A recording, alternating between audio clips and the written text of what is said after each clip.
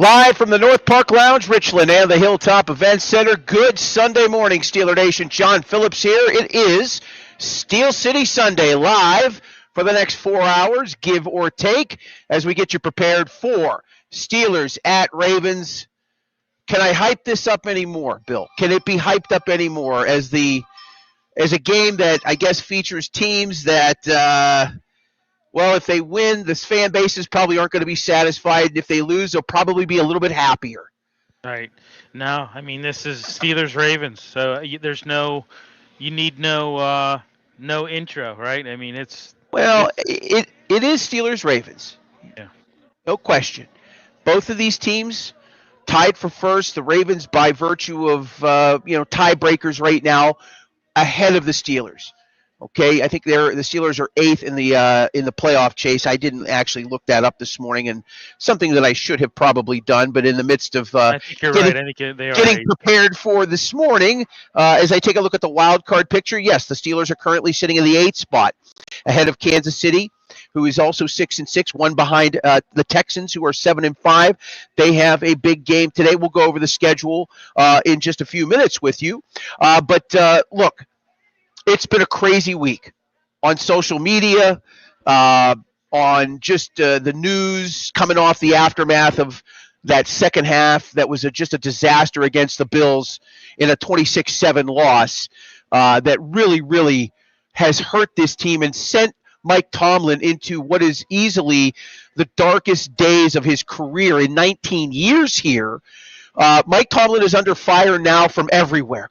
Ex-players, the fan base, right? Ownership. There was a story yesterday from Adam Schefter. Did you see that by any chance? Yes, I did see it. Okay, so we'll get into that as well. Mike Ostie is going to be joining us here in just a little bit. We're going to go over our schedule. We've got a lot of guests lined up. Going to be a good show for you. We are guest heavy here. I'm not the expert. They are. We like to bring people on. I could shed my 2 cents, Bill as well.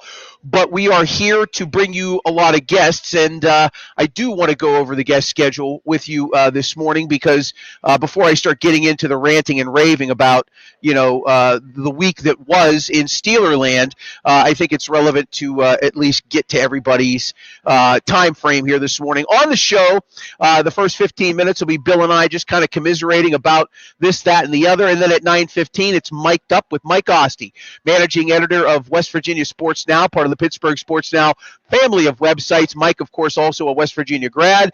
He also writes for Pittsburgh Sports Now. He covers the Steelers for them.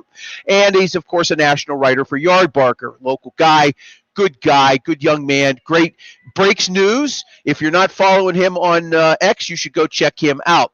Mike's going to join us for a period of time. At 9:45, we hope to have Anthony Halkias of SteelerNation.com. He's a little under the weather. We haven't had Anthony in a few weeks, been traveling and a few other things.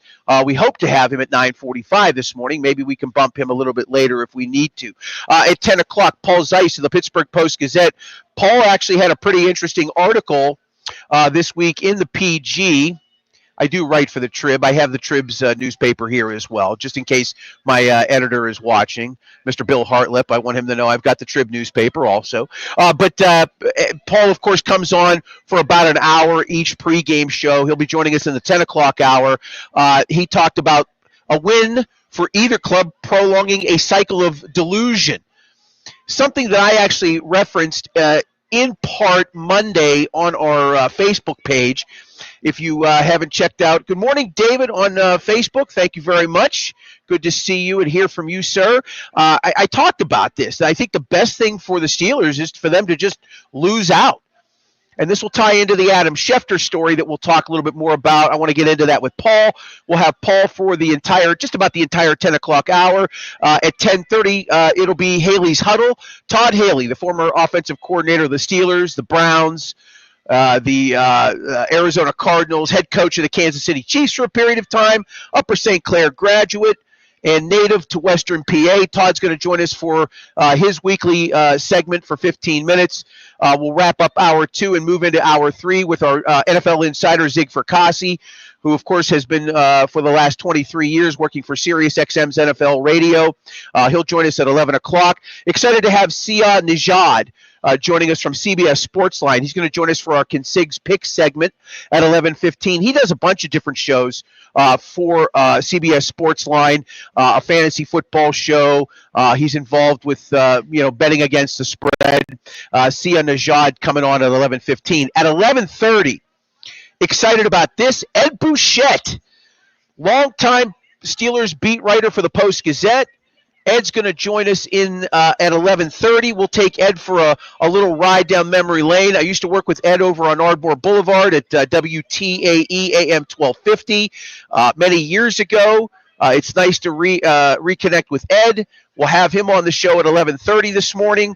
That'll take us into the 12 o'clock hour when we get Jerry DePaula on. Jerry will spend some time with us.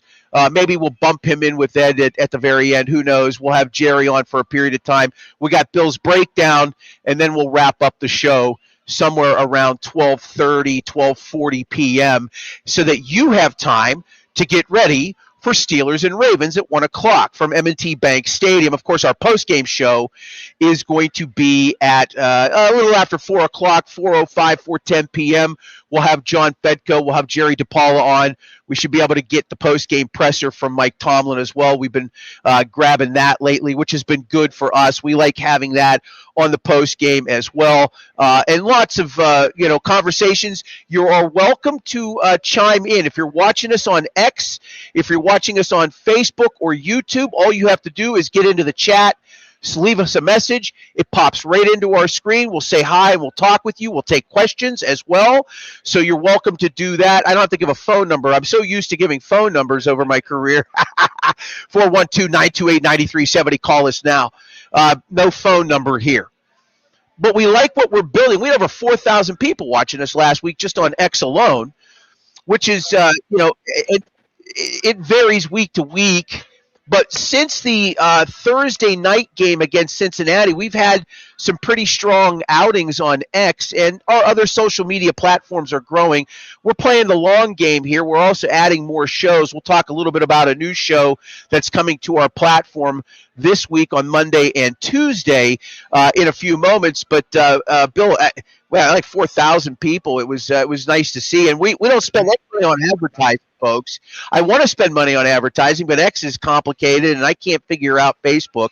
So until I can get a social media manager, we're just relying on people like you. Like and subscribe wherever you are on all the social media sites. You can find us on X, YouTube, Facebook, Instagram, and TikTok at Steel City Sunday.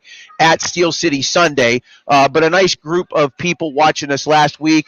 I know we're just getting our feet wet here in this space, but I'm pretty certain by year 2, by year 3, we should be, I think, a regular occurrence in your calendar. And as we add more shows and programming, hopefully you'll find us to be a source for you to come in and hang out and talk a little bit about sports. Okay, let's see what we got here. Text messages are blowing up for me as well. Okay, somebody's sending me some information that I need for my day job. I like that. I like when people do what I ask of them. All right, back to the Steelers. Let's talk about this Adam Schefter story, and I'll bring Billy in here for a few minutes with me on this one as well. Adam Schefter yesterday basically writing a story for ESPN.com talking about Mike Tomlin and his current contract. It has him through 2027, but the 2027 is an option year, and that is going to be decided this spring. I think March is the deadline, is what the Steelers, or at least what the article, the gist of the article stated, and that, the team is going to put a full body of work together and look at everything when it comes to Mike Tomlin. And I said this a few years ago when he was in that lame duck space of 23, 24, coming into a year where he needed a contract extension, and they gave it to him. They gave it to him in 2024 coming into training camp. Remember that happening. There was speculation heading into 24 as to how that was all going to go down, but there were insiders basically saying it'll be handled by the time they get to Latrobe, and sure enough, it was. He was granted an extension into 2027, but they have a caveat in there, Bill, that basically allows the Steelers an out potentially, and if that is to happen, and again, we don't know what's going to happen over these next 5 games, right? 5 games, including today, right? They've got the Dolphins on deck for Monday night.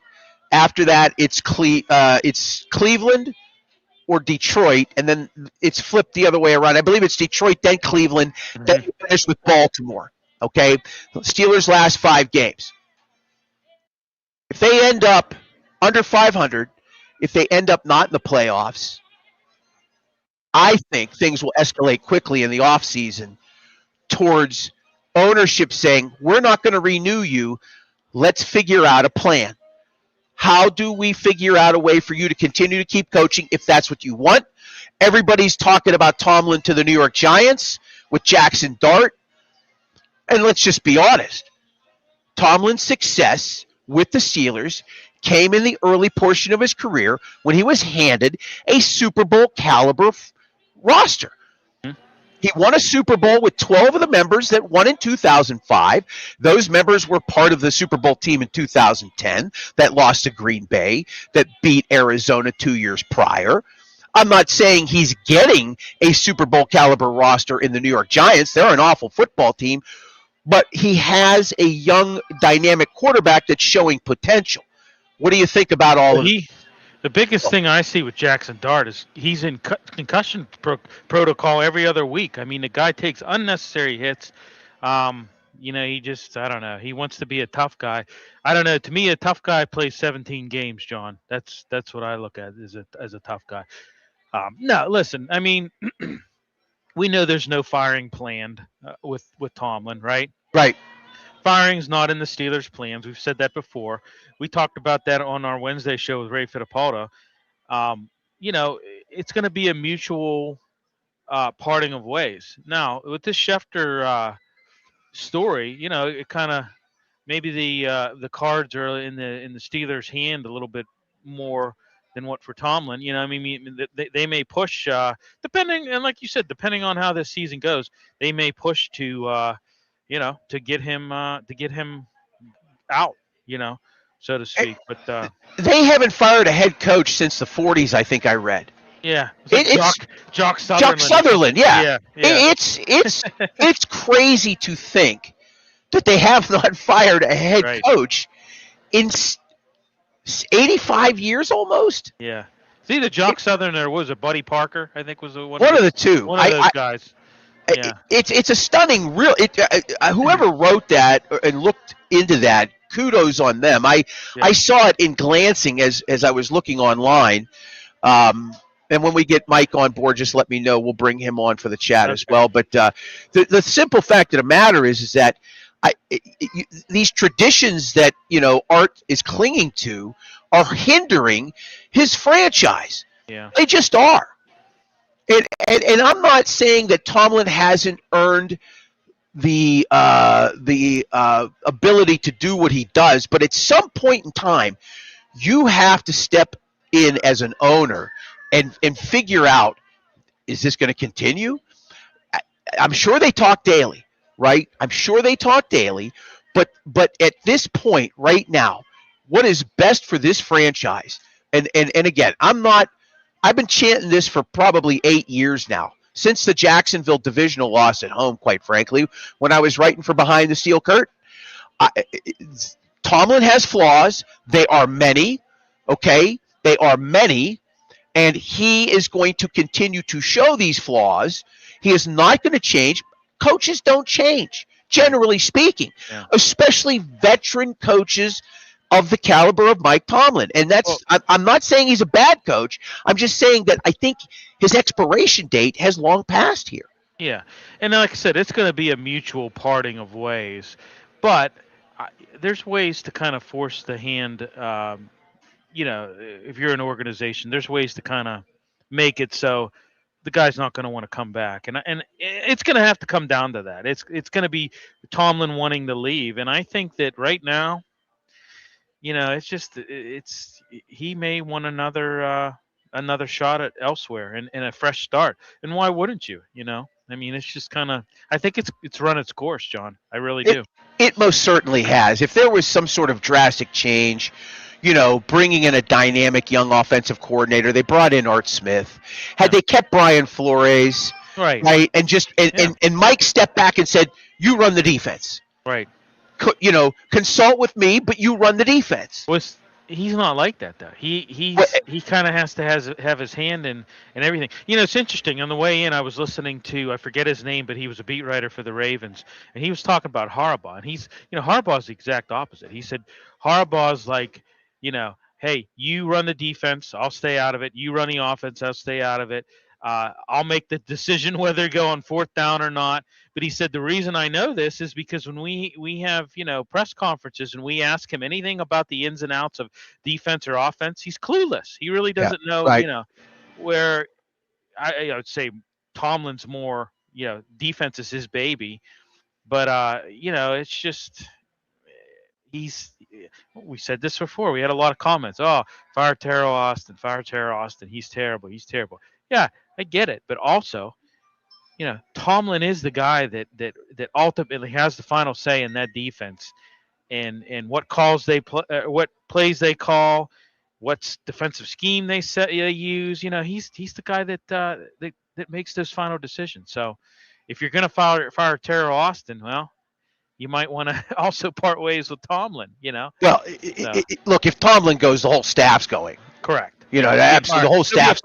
It'll be a fire sale. It'll be, and that involves a lot of money too. Now, I keep it in mind, and so, which is what makes the Schefter story so much more interesting, because if you're not picking up the option, right, now it's Armageddon, right? And I think the article, and I don't have it in front of me, but I think the article referenced something about March as being a deadline on that option pickup.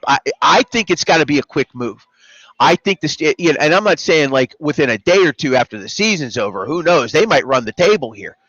They could finish 11-6, or 10-7 and win the division and host a playoff game and maybe win a playoff game. Now you're talking about something similar, not quite similar to what Paul had mentioned, and certainly I had talked about on Monday in my article that you can find on our Facebook page at Steel City Sunday, is that you continue this cycle that you've been in. At least you break that 8-year drought of not winning a playoff game.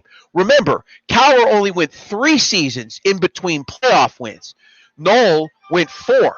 We're talking 8 and potentially 9 now with Tomlin, heading into what could be a dead season. Excellent. All right. With that said, I want to bring on one of my favorites, Mike. I have a lot of favorites. Mike Ostie is one of them.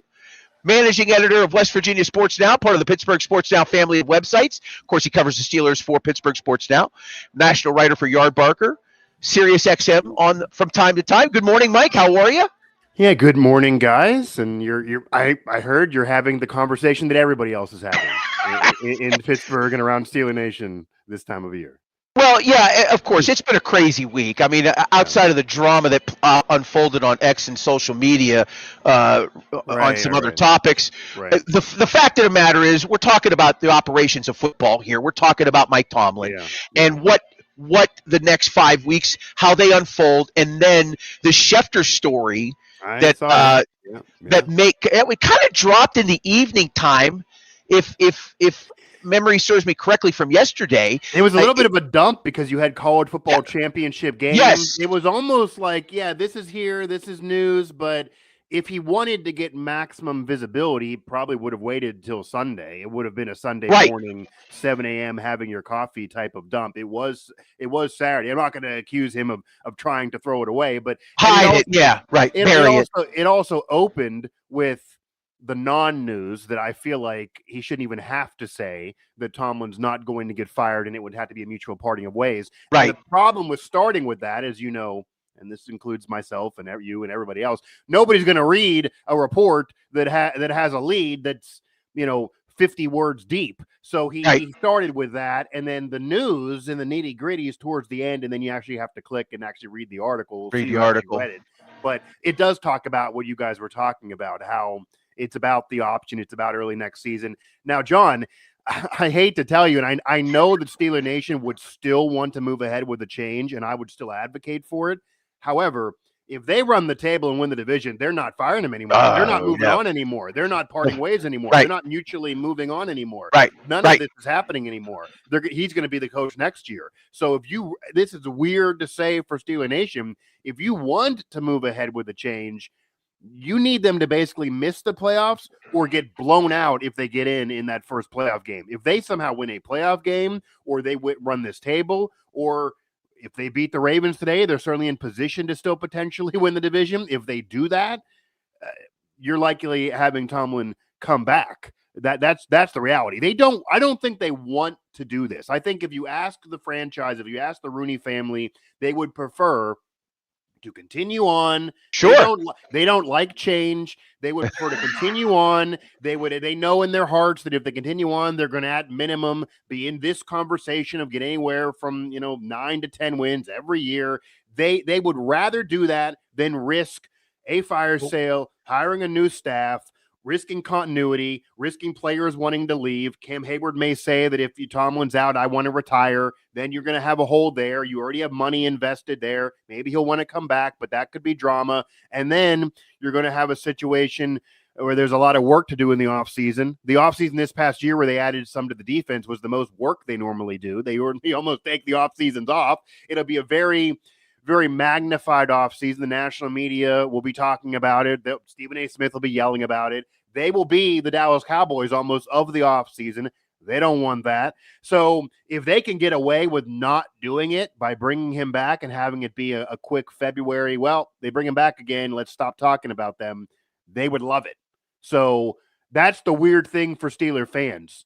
You if you really want to change, and I do think his voice has been stale. I think the fans just want to change. I think what the Rooney family does not understand and Dan Rooney does not get, I think the Steeler fans are at this point now, we'll see, Billy, if you guys agree with this, that if you told them you make a change and next year is a 5-6 win season, but then maybe it picks up after that, or you don't make a change and next year is a 9 or 10 win season, but you don't make the playoffs or you lose right away again, I think fans would say, let's have a bad year. Let's make a change. Let's have a bad year. And then let's just get a new era in place, because eventually you have to have that growing pain to happen. But if you never do it, you never can have it happen and you never can move on. Right, because a lot of fans remember that 6-10 season in 2003, and what happened? You got Ben Roethlisberger in 2004 as a there you go. Yeah. Here's the question I have, Mike. Even Cowher's 500 season after the Super Bowl. Yeah. I mean, that was people weren't happy with that year, but then you got Tomlin to come in, and then you got another run. Yep. Here's a question I have, Mike. And Schefter had mentioned it in the article, external versus internal noise. Now, if you ask me, I'm going to say that there's more noise coming from the external than the internal. What do you think? There's definitely more. I'll say this. There's more noise coming from the external for sure. 100%. Yeah. There's more noise. I think that there's more noise coming from the external this year than ever before. And we talked about it last year and the year before, but here's a major difference from the external. If you've noticed, and this is not even, me trying to poke at anybody in the national media, this is just the case. They've even admitted this before. Rich Eisen's admitted this, that the national media loves Tomlin. He has a lot of close friends in the national media. Rich Eisen, again, is one of them. They admit they're literally friends. They golf, they hang out, they have a beer. I mean, they're biased in this topic. Mike Greenberg, they're friends with him. So in past years, you would have people in Pittsburgh kind of bring this up that, okay, it's been a while, the Andy Reid example, let's maybe make a change. They have a ceiling, and the national media, and some are still doing this, Kimberly Martin, and some are still doing this. But now some in the national media, even his friends are starting to say, Ryan Clark, who played with him and won a championship, are starting to say, we're friends. Mike, we love you.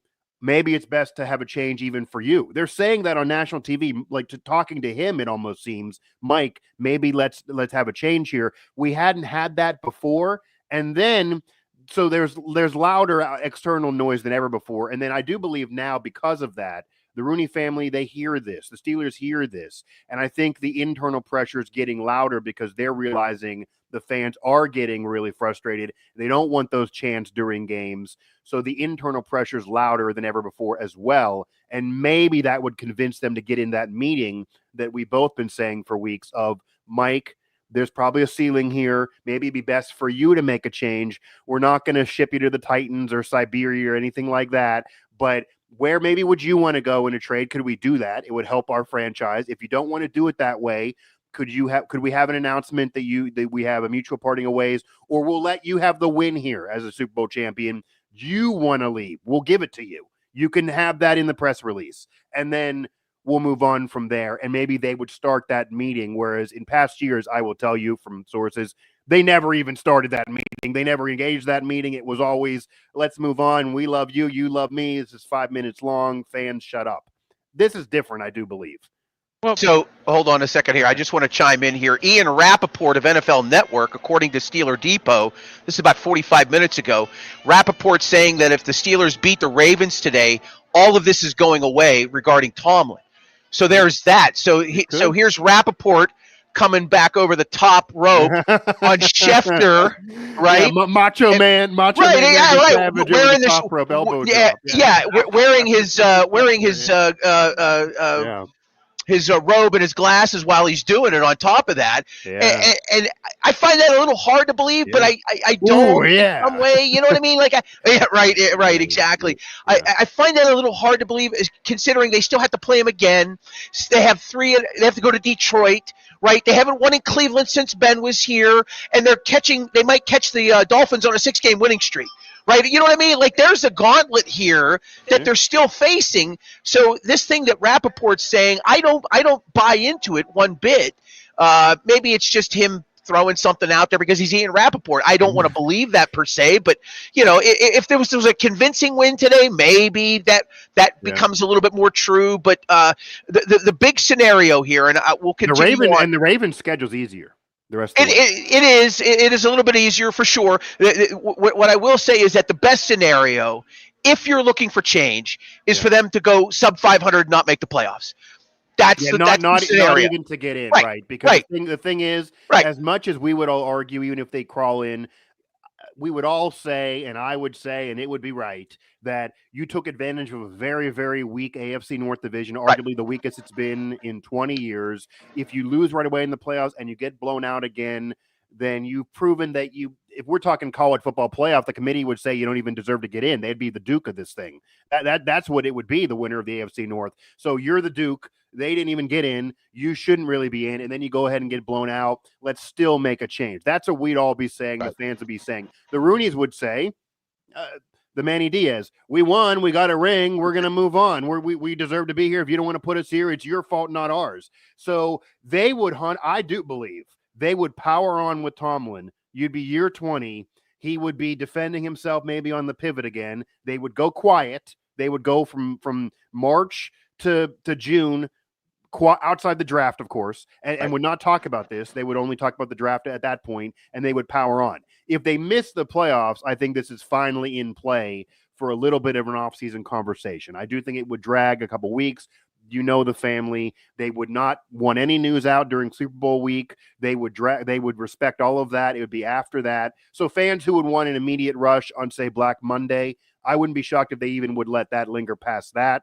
But nonetheless, there would be, I think, some type of meeting, some consideration. And I do think as well that Mike Tomlin's hearing the outside noise, annoyed by it more, and maybe he'd be more receptive if you give him a right move or a right scenario, like say he could get to the Giants or something like that. I think if it's a horrendous scenario, he's going to say, don't screw me over. Yeah, so he's not going anywhere where it's not a good scenario. Yeah, like we're seeing a lot of thoughts of grandeur out there, as if because Tomlin has a lot of say in this franchise. That's a whole another conversation, of course. But people that think, because I see a lot of defenders of, well, maybe it's more of the roster construction, maybe it's more of play calling, maybe it's more of this or that, maybe it's more QB.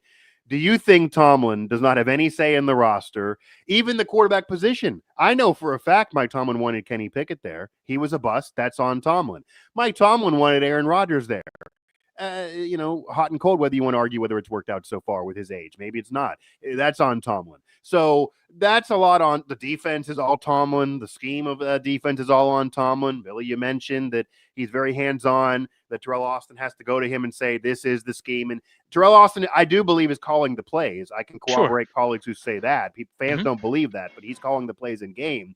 But what I will agree with fans on is on, say, Wednesday or Thursday, Terrell Austin is saying, hey, Mike, here's the scheme. Here's what I am going to call. And then Tomlin says yes or no. And if he says yes, then Sunday it is Terrell Austin's show. But it is not all just Terrell Austin only from Tuesday on. Right. So all of that is going to be different. But the only thing I can agree with Rappaport, and I'm not going to accuse him of making something up here, of course, but the only thing I can agree with that is that if they beat the Ravens, then it's more like, I'll give you a legal term here. If they beat the Ravens, it's more likely than not that Tomlin comes back, because then they would have a game in hand and they could afford to even lose the other one because they would have split as long as they don't lose out. And if they win the division, he's coming back, even if they do it with 9 wins. And that is still very much in play. The Ravens could lose games too. If they lose to Baltimore today, I think there's a chance that someone else buys a billboard. You're going to hear chants at the next time they're back at Acrisure. You might even hear some Steelers fans in Baltimore. Like, it's going to be more than it's ever been, and you hope it doesn't go run down the muck that it did as we opened the show talking about. I can tell you one person who isn't going to be buying that billboard, but I won't mention who it is exactly. Well, This portion of today's show brought to you by Arch Masonry and Restoration. Arch is hiring, folks. If you're a block mason, brick mason, if your company hires you as a concrete finisher or a laborer in construction and you are not busy, Arch is, and they are looking for people like you. If you have no experience, that's okay. You can learn on the job. They have advancement programs and classes that can jumpstart your career in the building trades. Call 412-564-5733 or visit archmasonryinc.com to learn more. We've got Mike Ostie, of course, joining us. He's on our pregame show every week. You can check him out at Yardbarker, West Virginia Sports Now, and, of course, on PittsburghSportsNow.com. Mike, let's get into this quarterback matchup. The one that hasn't happened, right? Lamar Jackson, who apparently has got some bad wheels. Yeah. And Aaron Rodgers, who is just old. That's really how to describe them, yes. Lamar Basically, Jackson's very banged up and kind of the body probably is older than he is age-wise because of how banged up he is. Yeah. And then we'll see what Aaron Rodgers can really give them. And what didn't happen in the loss of the Bills that we let in last week's show saying, okay, you got to get a running game to help out Aaron. If Aaron's going to be the QB again, you got to have the running game clicking. You got to have Jalen Warren. You got to have Gainwell. You got to have whoever. They got to run the ball. Well, that didn't go down in the Bills game. That didn't happen in the Bills game. Warren, 35 yards. Kenneth Gainwell, 20 yards. Caleb Johnson, 3. Rodgers actually had a little scramble there that gained nothing. They did absolutely nothing on the ground. The Steelers did nothing on the ground, and they also allowed the Bills to gain yards against them, obviously, defensively. If that's the recipe again against the Ravens, they're toast. They're dead in the water. And what's funny, maybe not funny for the Steelers, but kind of funny in general, the blueprint the Bills put out there, and it's not even necessarily a blueprint because it just was right to them. Like, the Steelers aren't going to stop these runs, and the Steelers can't run the football themselves on offense. The Ravens are almost a recipe for disaster because they would love to pound the rock on every single run play and just pound it every single time with Lamar and Derrick Henry. They would love to do that.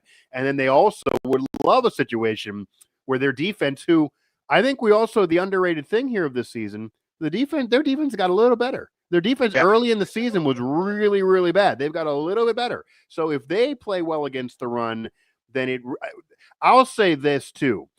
This is one of those backs against the wall that Tomlin would pull this out somehow, and it's a rivalry game, and you certainly can beat Baltimore, and you throw the records out the window.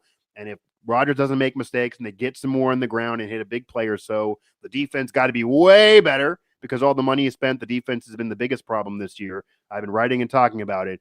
But if those things improve a little bit, the Ravens are vulnerable. The Steelers could win. But there's no analysis of any intelligent mind or conventional wisdom for me to say that. If I'm just looking football to football and I throw the records out the window and I don't know what happened last year or last week or 20 years ago, and I just am implanted from another planet and look at these two teams and see, the film, how could I possibly pick the Steelers? That's kind of the situation here. Which planet would it be if you were? By the way, that's what I want to know. I don't Just know. Not Mars. Not Mars. Alpha Maybe, Centaurion 8 or something. You're yeah, like some rogue planet out there that we named. another galaxy. Maybe there's life in another galaxy, if not in this one. I'd like to think maybe there's John Phillips and Mike Ossie talking about this somewhere else, another alternate universe somewhere. I like to think that, yeah. Topic for another show in another platform, perhaps. Yeah. All right. maybe. Yeah. I have the discussion about aliens actually on the sports talk show before. Have you really? Okay, it's been that's years, but I randomly threw it in there once. Yes. All right, excellent. Marquez Valdez-Scantling has been moved up to the 53-man roster. The Steelers grabbed Adam Thielen off of waivers. Yeah. We're going to see these guys today. Well, yeah, you had to do something. I think also part of this is they obviously didn't do really anything, certainly not wide receiver 2 at the trade deadline. They paid the money to DK. George Pickens, despite the recent game with the Cowboys, just teared it up, and that looks bad for you, even if we kind of know in media that he was a little bit of a malcontent and they had to do it. So you need that protection. DK Metcalf by himself cannot get it done. Double coverage is there. He's not Randy Moss. He's not going to get it done even at this age. They had to do something. You bring veteran presence in, that's doing something. Do I think those moves by themselves are going to have them make a run, win a playoff game, go ahead and win the AFC title, and just be these world beaters? No, but they had to do something. And you also wonder if either they found out that what they were doing was just not working, and I'm sure that's what they would say, or part of all this is to answer some of the noise that we're talking about, John, where they're sitting there saying, okay, this is an easy move right now. Guys are available. We got to try something because clearly we don't, they don't want to have the billboard. They don't want to have the chance. Tomlin can say he doesn't care. They want to fix this and have him come back and get rid of this noise. So it's something. It's not nothing. If you ask me, something or nothing that people like to throw out on radio shows, something or nothing. It's something, but it's not. I don't know if it's that much. I guess. That's we'll see here, but the offense has to do way more than last week. You imagine Rodgers will figure something out. It has to do way more, and more importantly, the defense above all else. The defense more than getting a wide receiver 2, maybe the defense has to freaking be better. Yeah, I would agree. They have to be better. We'll see how much better they're going to be against Derrick Henry, which is my next topic. Yeah. Before I get to that, I want to acknowledge Dylan Green 2122 on our YouTube channel. He's trying to talk himself into a win here. He's not. I'm not being very successful doing so. You and me both, brother. We're not helping him. Yeah, right. Yeah, exactly. Neither is our D line. That's just very depleted. Obviously, yeah, it is. Derek Harmon probably not gonna. He's not gonna play today again. Yeah. And we saw a spark in that defense when he finally joined the lineup in that New England game. The other thing is when they've had success on the road this year, they've forced turnovers. Yeah. So can they force turnovers today? Specifically, Lamar Jackson. Yeah, so if they're going to force turnovers, maybe this is a prediction or a foreshadowing. If they're going to get turnovers, I would imagine they're more on the fumble variety than interceptions. And I know that Derrick Henry never fumbles the ball, but if you notice the last couple years, a little bit more than throughout his whole career, that's borderline Hall of Fame, Lamar Jackson does sometimes fumble the football. And yeah, picks could happen, but we have now seen them. And you go back to that Patriots game, guys, that almost feels like 3 years ago. It's been so long. But you go back to that Patriots game, and I was saying this before in these shows, when the Steelers would force turnovers and get, say, 2 or 3, they would win no matter what else goes on. That's not getting true anymore. Now they're still losing when they force turnovers. So they could force turnovers and still lose this game if the offense doesn't do enough. Or here's the kicker. This is similar to the recent games. They could force turnovers, and so could the Ravens defense, because these defenses are very similar now where they're living and dying off of turnovers and bending but not breaking, and the Ravens playing better than Pittsburgh in that regard. So, yeah, they got to force turnovers to win this, I would imagine, and I would imagine they're going to be really trying to do so. I would think the fumble maybe is a possibility for them, but we are going to see here, and I know that you guys also talked about Harbaugh, so I'll just throw this in here. It is just interesting to me, and he's much more of a delegator than Tomlin. He's been there a long time. His resume is very similar. There was a while where they were kind of in a bit of a stalemate, little funk there, even though they do have a 2-time MVP quarterback. There's pressure to get over the hump now, but they have their QB.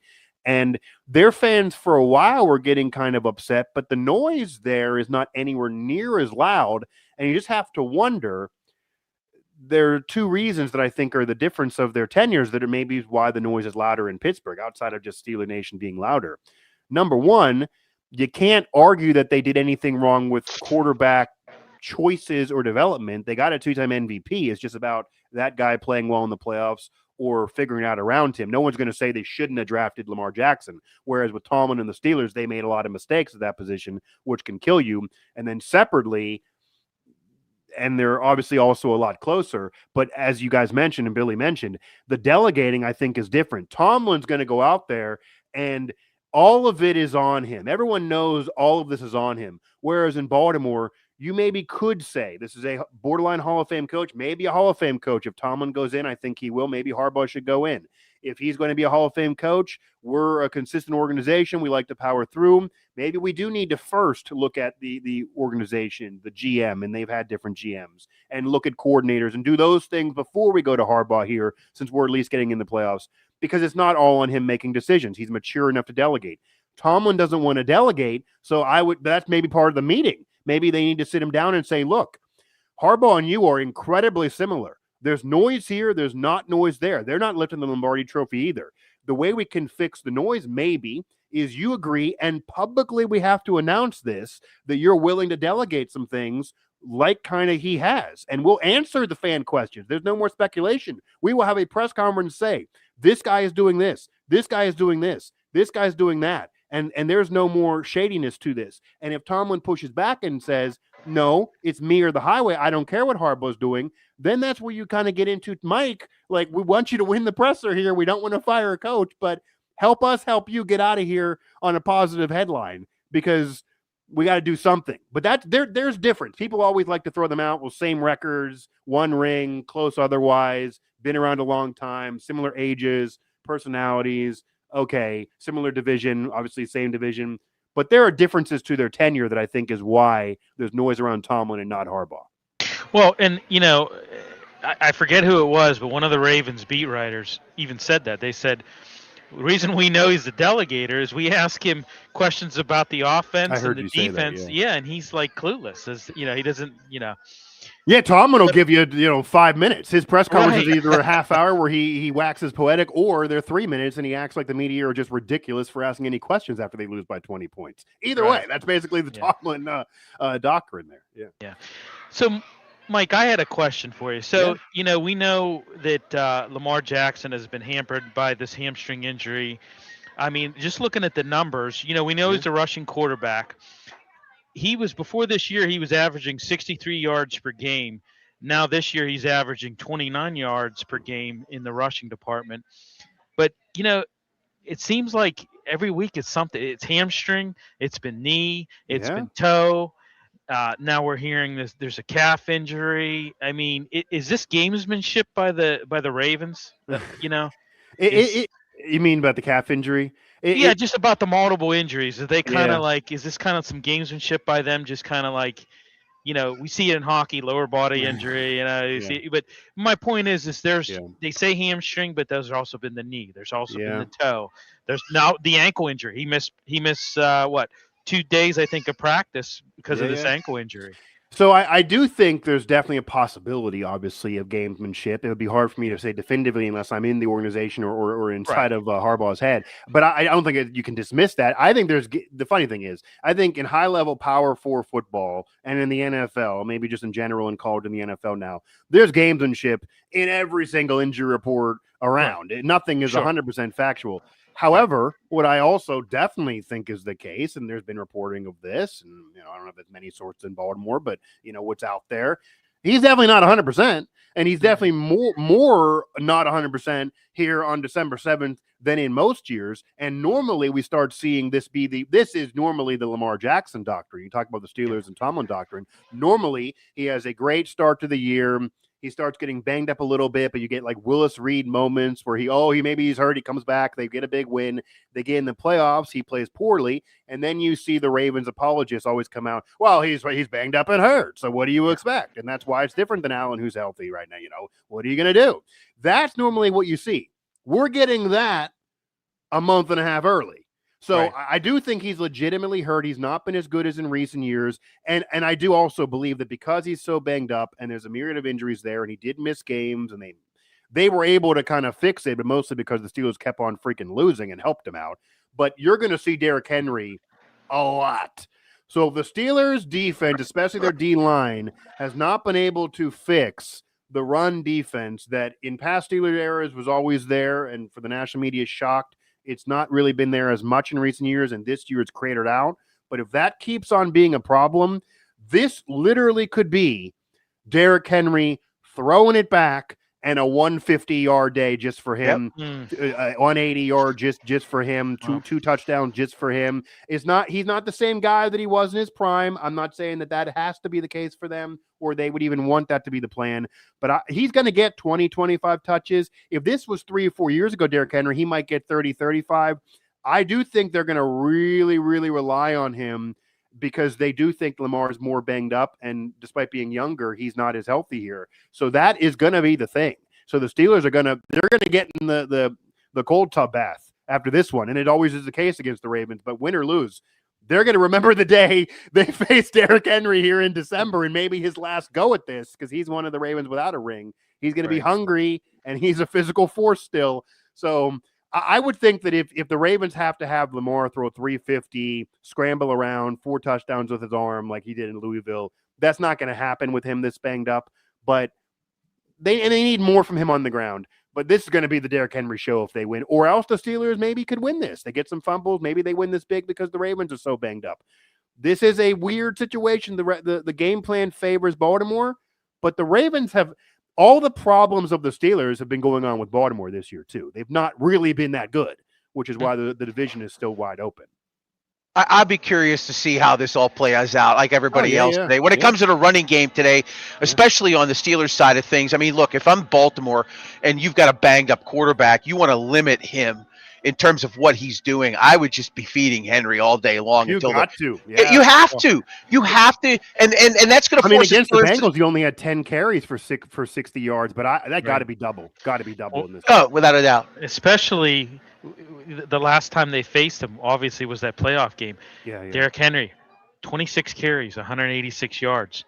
There you go. That's the game I'm talking about, yeah. Before that, 24 carries on 162 yards.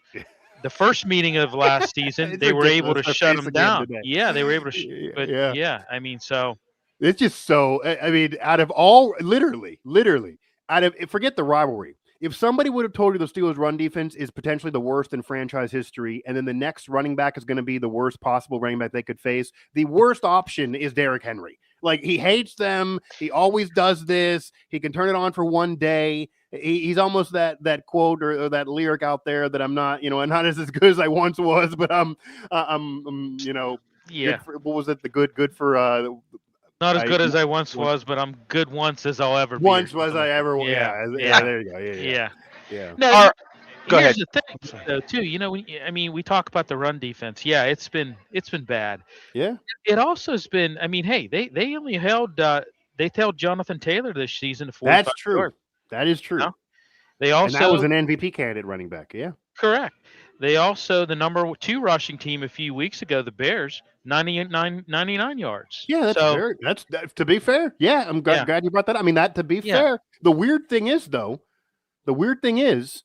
prior to the recent conversation on the run game being so bad, because mostly what Buffalo did, the pass defense has been the problem, and the pass defense has been the problem for years. The secondary has been the problem. We've seen that. They're casting players away. They're not able to fix things there. They said, "Oh, Minka, go ahead and leave. Bring in Ramsey." That's not really working. Beanie Bishop, that was great last year. That didn't really linger on to this year, of course. They just are putting Band-Aids on that for 2 or 3 years, and it's never been fixed. Where the run defense was able to be okay enough. Now, the Steelers have almost found a way to lose in every possible way. They've lost even when the offense has scored. They've lost with mistakes. They've lost on coaching blunders. Rodgers lost a couple games here. They've lost some games with the run defense. They've lost game with the pass defense. That's almost why in every past year, a game like this, and I almost guarantee Paul Zeise is going to come on here and say this is the Tomlin way. He's going to win this game. He's going to somehow beat the Ravens. Backs against the wall. I love Paul, but I feel like that's what he's going to say. And I've said it in recent weeks. It would make sense to say it. But those things that you're talking about, that I'm talking about, that John's talking about, that's why this season feels a little different. That normally is the doctrine. That normally is the plan. If you don't know, lean on that. Sure, if you want to bet, maybe you go Tomlin today. But maybe it's just they're just a bad team. Maybe they're just bad. And maybe they're finally going to have a losing season. And maybe they're finally going to have the meeting. Maybe that's just the way it is. I don't know if I would put money down that's the case, because they could win this. And if they win this, they're probably at least getting the winning season. And if 9 wins could literally win this division. It is not even funny. That is literally the case. That's how bad it is. But maybe they're just bad. Maybe they're just bad. I mean, maybe they're a 7-win team, an 8-win team, and maybe they only win one more the rest of the way. That could be the case. That's in play now. We've seen and watched with our eyes that this team is just not very good. Like, I mean, if this team makes a 2005 run here as a last wild card, or obviously a division champ, and they go ahead and make a run, I think I'd fall off my chair. There's just no chance. I mean, unless something crazy occurs here, based on what we've seen, this roster, the age, a little bit of stubbornness from Tomlin here, maybe they're just finally freaking bad, and that pushes the open of the show to finally occur. But maybe they see North football and they get the win too. All right, Mike, we appreciate you coming on board. Before we get to your prediction, we've got Ethan is King 84 on our YouTube channel saying, "Good morning, Steeler Nation. Do we think Tomlin redeems himself after this game?" No, I don't. It depends on your definition of redeem. Right, right. I mean, even if they win the game, I don't think that necessarily redeems himself where fans are going to totally shut up. I mean, they're still kind of sick of the tenure a little bit now. Yeah. All right, let's get a prediction from you, sir. The Steelers are getting. I would almost advocate not betting on the Steelers this year. This is getting hard. I'm going to say that I just can't. I can't find a way to be an intelligent analyst that gets paid by multiple outlets and pick them to freaking win this in Baltimore. I mean, I get that it wouldn't shock me, but I'm going to go Baltimore here. I'm going to go Derrick Henry does what we're talking about. He's going to get enough. As long as they don't fumble the football 5 or 6 times, I think they do enough. I'm going to say Baltimore gets this victory, more of a 20-16 type of game. This is going to be one of those AFC North slugfest football. Derrick Henry's going to do it enough. He's going to be in post-game presser talking about, hey, people are doubting us. I hate the Steelers. I do this to them all the time. Maybe throwing a hot take jab out there. I think the Ravens are going to get this. They're going to save their year. Harbaugh's going to carry on, and maybe the noise will get the loudest on Mike Tomlin. That's where I have to go here, and I'm also happy to lead off a stacked panel here, a stacked show that has the legend himself. Right? You have Ed. Yes. Okay. I didn't want to drop it if it wasn't. Yeah. No. Oh, 100%. Okay. Oh, yeah. 100%. So Ed Bouchette here, 100%. I'm happy. I'm happy to hear Ed Bouchette's going to be joining us at some point here on this show. Fantastic. The legend himself. I've been in some press boxes with him for sure. Shared those boxes in his final seasons with him, and can't say enough great things about Ed. And now he's available. I'll just say that Ed is now available. So happy to be. I'd love to get on with him at some point. Yeah, no. Hey, listen. At some point, I mean, he's kind enough to give me some time. We'll see if he can, if we can bring him back. But it's nice to be able to have somebody like him on board. Hey, his wealth of knowledge. Yeah, 100%. I mean, covered the Steelers for 35 years. You want sourcing from Steelers history, even early Tomlin. Obviously, others. I mean, I was a kid, but you guys and Paul, you covered then. But I mean, talked about tapped in. So that maybe somebody the national media will listen to. By the way, I mean, possibly. Yeah. Well, I mean, yeah. Well, I've got to go in and start doing some editing on YouTube for that to happen too. But I worked with him many years ago on Ardmore Boulevard. He used to do during the season. He used to do a Monday show. Right. And then Bill Hillgrove would come in on Tuesdays, and then there was an hour where somewhere Myron would come in. So, what a line! What a line! Yeah. Oh man, what a line! Jim Penna in the afternoons. You know what I mean? It was, and we had Doug Hirth in the mornings. How about that? Yeah, I think we got a solid lineup. I know who he is. You know who he is. Okay, yeah. Doug was such a great. Yeah. Well, he was something else. We had a pretty good lineup. We got a stack lineup here. It's pretty good today, but absolutely, that lineup's insane. It was pretty good. Lineup's a Hall of Fame lineup there. I don't. So, I'm happy to lead off in front of Ed. I'm sure he can knock some runs home. Mike Osty, managing editor of Pittsburgh Media Sports Now, part of the Pittsburgh Sports Now family of websites. National writer for Yardbarker, can be heard on Sirius XM. Mike, thank you so much. I appreciate your time. Yeah, absolutely, guys. Good morning, and tell Ed I said hi. I will. Good to talk to you, Mike. Thanks, you. Mike. Yeah, man. Always delivering the goods, Mike Osty.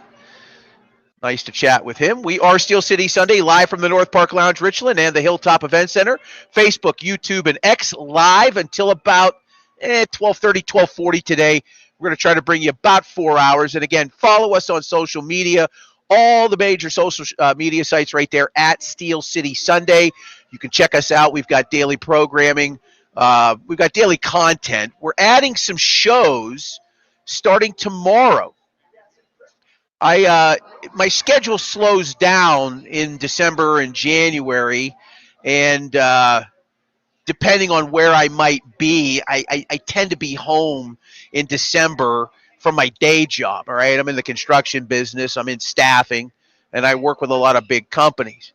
I'm excited that on Monday, tomorrow, starting at 7 o'clock on Mondays and Tuesdays, I've got a new show that we're debuting. I'll be hosting it. It's called Pittsburgh Sports Tonight.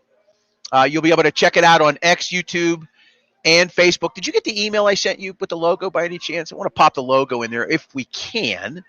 It's in the little upper corner here right now. But Pittsburgh Sports Tonight debuts tomorrow at 7 o'clock. I don't know if I'm going to have a guest in the first show. I may just want to take the hour just to talk myself. But on Tuesday, I'm going to have John Ziegler on. And John Ziegler has been in the media for 3 decades. He's done radio in Los Angeles, New York, other markets. He did an expose a few years ago during COVID on the Joe Paterno, Jerry Sandusky saga. And when I found him on X a few weeks ago, I thought he was just interesting because he was chatting about the college football playoff, and he hates the sports media. He hates the media in general. Much like I do, to my disdain at times.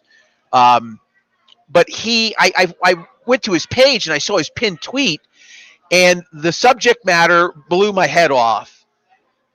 And I reached out to him. He's going to join me Tuesday. It completely goes against the narrative of what took place in 2011 when the Sandusky story broke. Paterno was eventually removed, and then Sandusky went to jail. It completely blows that narrative out the door. And, not that I think anybody that's watching right now is going to remember, but I was working at the Fan at the time, and I went on the attack. Everybody that knows me knows that I have a disdain for Joe Paterno and Penn State, primarily because of what they've done to destroy one of the great college football rivalries. Pitt had a big part in that. Oval Janes and the administration in the late 80s, early 90s at Pitt did not help. Joe wanted to form an Eastern Football Conference. Pitt went to the Big East. They blocked Penn State from joining, which forced them to go to the Big Ten. Joe never forgave them for that and eventually killed that rivalry off. That's going to be on Tuesday's show. Pittsburgh Sports Tonight debuts on Monday at 7 o'clock right here on X, Facebook, and YouTube. You can go check that out on Mondays and Tuesdays at 7 p.m. Thank you for doing that for me, Bill. Okay. This is Steel City Sunday, live from the North Park Lounge, Richland Hilltop Event Center. They've got breakfast with Santa. Got a lot of nice families in here, bringing the kids in. You can come here and have breakfast. You can go say hi to Santa Claus and Mrs. Claus. They're having that through the end of the year here on Saturdays and Sundays. A great event for families. Please check that out. And, of course, our show every week is brought to you in part by Arch Masonry and Restoration. They've been with us since the very beginning. I've been working with Arch Masonry for over a decade now in the construction staffing business. And I'm going to tell you right now, Arch is a great company. If you're a bricklayer or a block layer, if you're a construction guy, a laborer, maybe you work with concrete and your company has slowed down or has stopped and you're looking for work, Arch Masonry is busy, and they are looking for you. If you have no experience, that's okay. You can learn on the job, and that's because they have advancement programs and classes that can get your career in the right direction, especially when it comes to the building trades. Call 412-564-5733 or visit their website, archmasonryinc.com. I'm John Phillips. I'm the host of Steel City Sunday. Bill Aiken's joining me. And in just a few moments, we are going to be joined by Paul Zeiss of the Pittsburgh Post-Gazette, as he does every single week on our pregame show. Paul gives us his time. We sit down and we talk about things. I'm certainly going to get into the article that he wrote in today's Pittsburgh Post-Gazette. We'll talk about that column that he wrote. I think it is spot on. Prolonging the cycle of delusion. We've got Simmers 316 checking in via YouTube. Personally, if we lose today, I'd fire Tomlin after the game. Well, as we alluded to, Simmers, they don't fire coaches. They haven't fired a coach since the 1940s. Ethan is King 84. More John time during the week. I'm in. I just want to say you really have the broadcaster's it factor. Proud of you. Thank you, Ethan. 30-plus years of doing this. I should sound a little bit like I know what I'm talking about. And look, I've said this privately, and I've probably mentioned it publicly once or twice. Ethan, this is a vanity project for me. I wanted back into the Steelers space, and I made this happen on I made this happen on such short notice. It's disgusting. I actually wanted to produce this with another company, but the timing wasn't right. I had talked to a production company in Wexford, and when I did, the timing just did not work out, unfortunately. It was just bad timing. And so I was able to put this together with the good folks, Mark Baranovsky and the North Park Lounge Restaurant Group, to get this show on the air. Arch came on board. We pay the people that come on every single week, pay for Bill's time, right? I don't make any money doing this. This is more of a labor of love. Now, my wife has a few things to say about that. And we are trying to find a few more sponsors. Look, if the Steelers win today, I'm going to go out there tomorrow and this coming week and try to, bring a few more people on board. But we've got more planned. I appreciate it, Dylan Green, 2122 checking in. Yeah, we're going to be on X, YouTube, and Facebook every single Monday and Tuesday. We're already streaming Bill's show, right? We've got the Pittsburgh Sports Desk on Wednesdays. That's at 8 o'clock. On Thursdays, it's the Gridiron Weekly show. And you co-host that with who again? John Restaino from Buffalo. Okay. Mm-hmm. So we have that show. Zig's buddy. Zig's childhood friend. That's right. Okay. Yes. Thank you very much. And Tracy and Mac, right, on Wednesdays. So, we're adding more programming, and I've got more in the pipeline. In my mind, we're just trying to get through the season here. And hopefully, this, ends on a good note. Look, like I said earlier, we've had some pretty solid, numbers last week, over 4,000 people watching it. And again, Ethan is King 84. Thanks for checking in. Yeah, we're getting there. We're getting there. And with literally no advertising budget. So, it's working out pretty well so far. I could listen to John talk all day. That's from Nick Avocado. Thanks, Nick. I try to talk as little as I can because I've got guys like this joining us right now. I want him to do the talking because he's been covering sports for over 30 years, most of it at the Pittsburgh Post-Gazette, Temple graduate, all around, and Penn Trafford alum. Mr. Paul Zeiss joining us this morning. Good morning, Paul. How are you? I'm doing good. How are you doing? All right. Where are you at this morning? That looks like a hotel room. I'm at my cousin's house. Excellent. I had to do a little makeshift thing in order to get a little corner of the house here. There you go. See, that's it. So, good morning, Paul. Welcome to the show this morning. And I whipped out the Post-Gazette like I always do. I get both newspapers. And there's your article talking about a win prolonging the cycle of delusion. I want to get into it with you right away. I think it was spot on. A victory prolongs I don't want to say dementia. It prolongs the psychosis of, hey, this team's going to compete and do well, and then the following week the cycle just continues because it's those peaks and valleys. Thoughts on what you put out today? I thought it was very spot on, sir.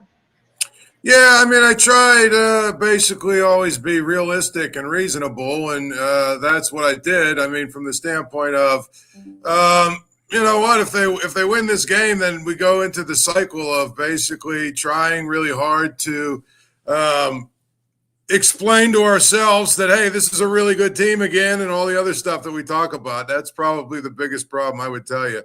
It is always an interesting thing to me when it comes to that. Yeah, I mean this whole situation has really spiraled this year. Obviously, when you go through these ups and downs, they started 3-1. They had the bye week. Everybody was in a great mood. Baltimore was falling apart. Everybody lost during the bye week, which made things look even better. And then you come down the road 8 weeks later, and you're in this dogfight with your most bitter rival in a division that has really just taken it on the chin this year. Usually the AFC North is uber competitive, and you've got at least three teams slugging it out. And here you do, with the Bengals obviously losing Joe Burrow for a good portion of the season has not helped them, but they have kind of revived themselves and quasi put themselves back into the mix.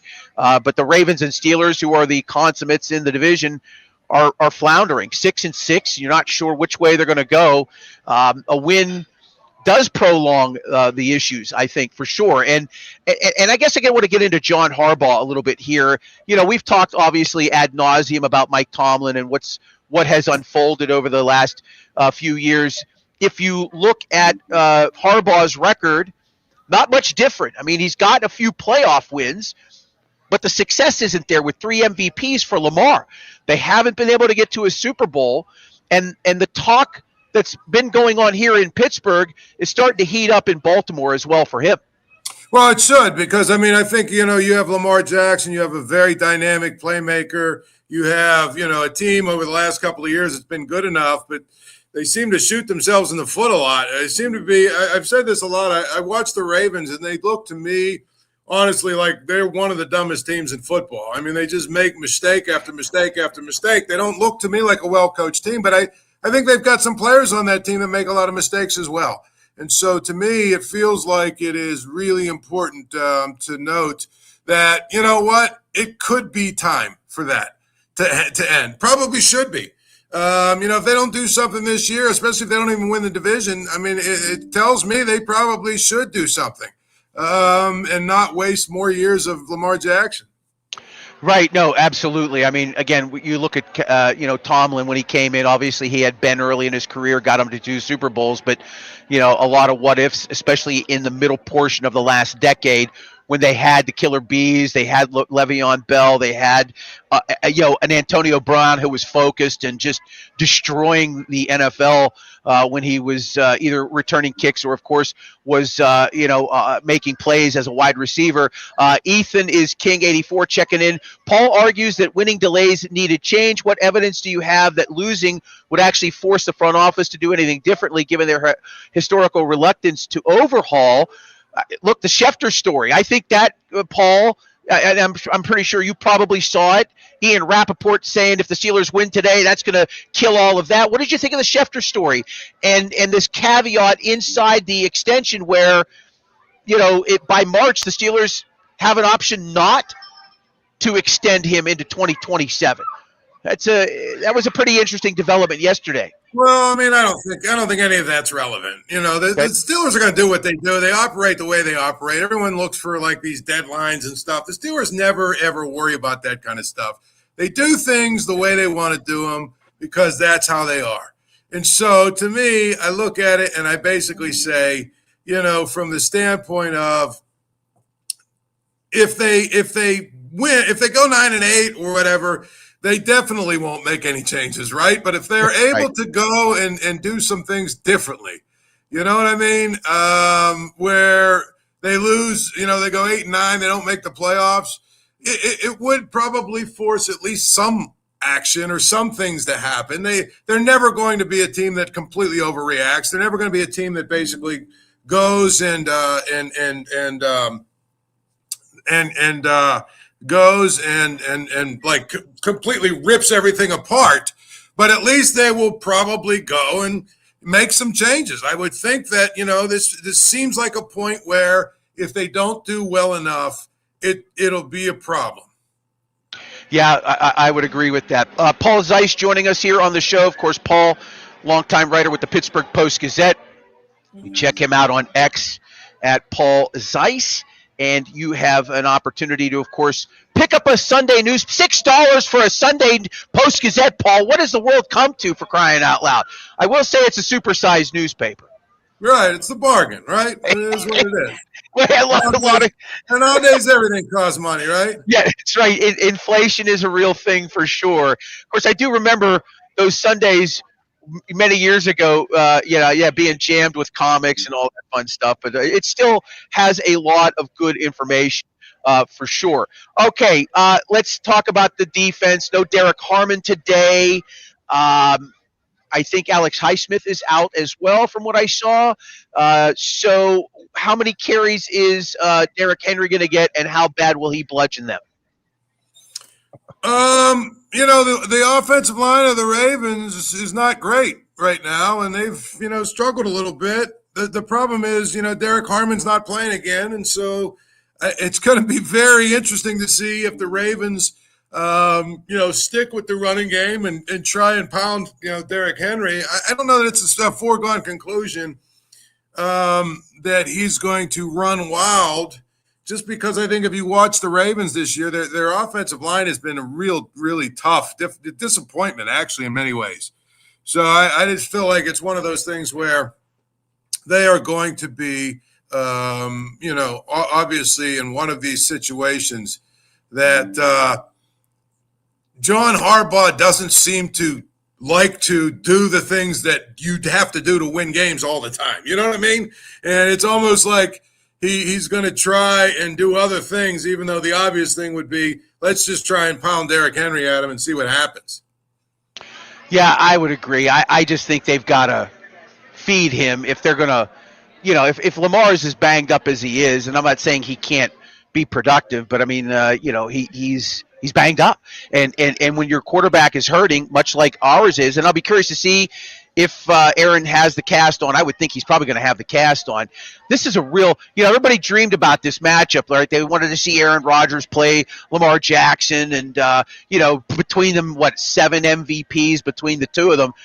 May not be the dream matchup that people have been hoping for between these two, but if I'm the Ravens, I'm going to run the ball as often as I can, unless the Steelers are up to the challenge, which their rush defense hasn't been for the vast majority of the season. Conversely, on the other side, Steelers did not run the ball well against the 30th ranked rushing defense at the time last week in ball against the Buffalo Bills.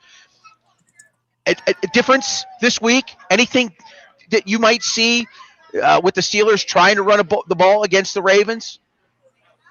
I mean, again, they're not going to have Broderick Jones, and so if you're not going to have Broderick Jones, that probably takes away from what you're able to do and all that other stuff. I think that's the most important thing to remember. If you don't have Broderick Jones out there, it's one of those things where I don't know that I love your chances I'm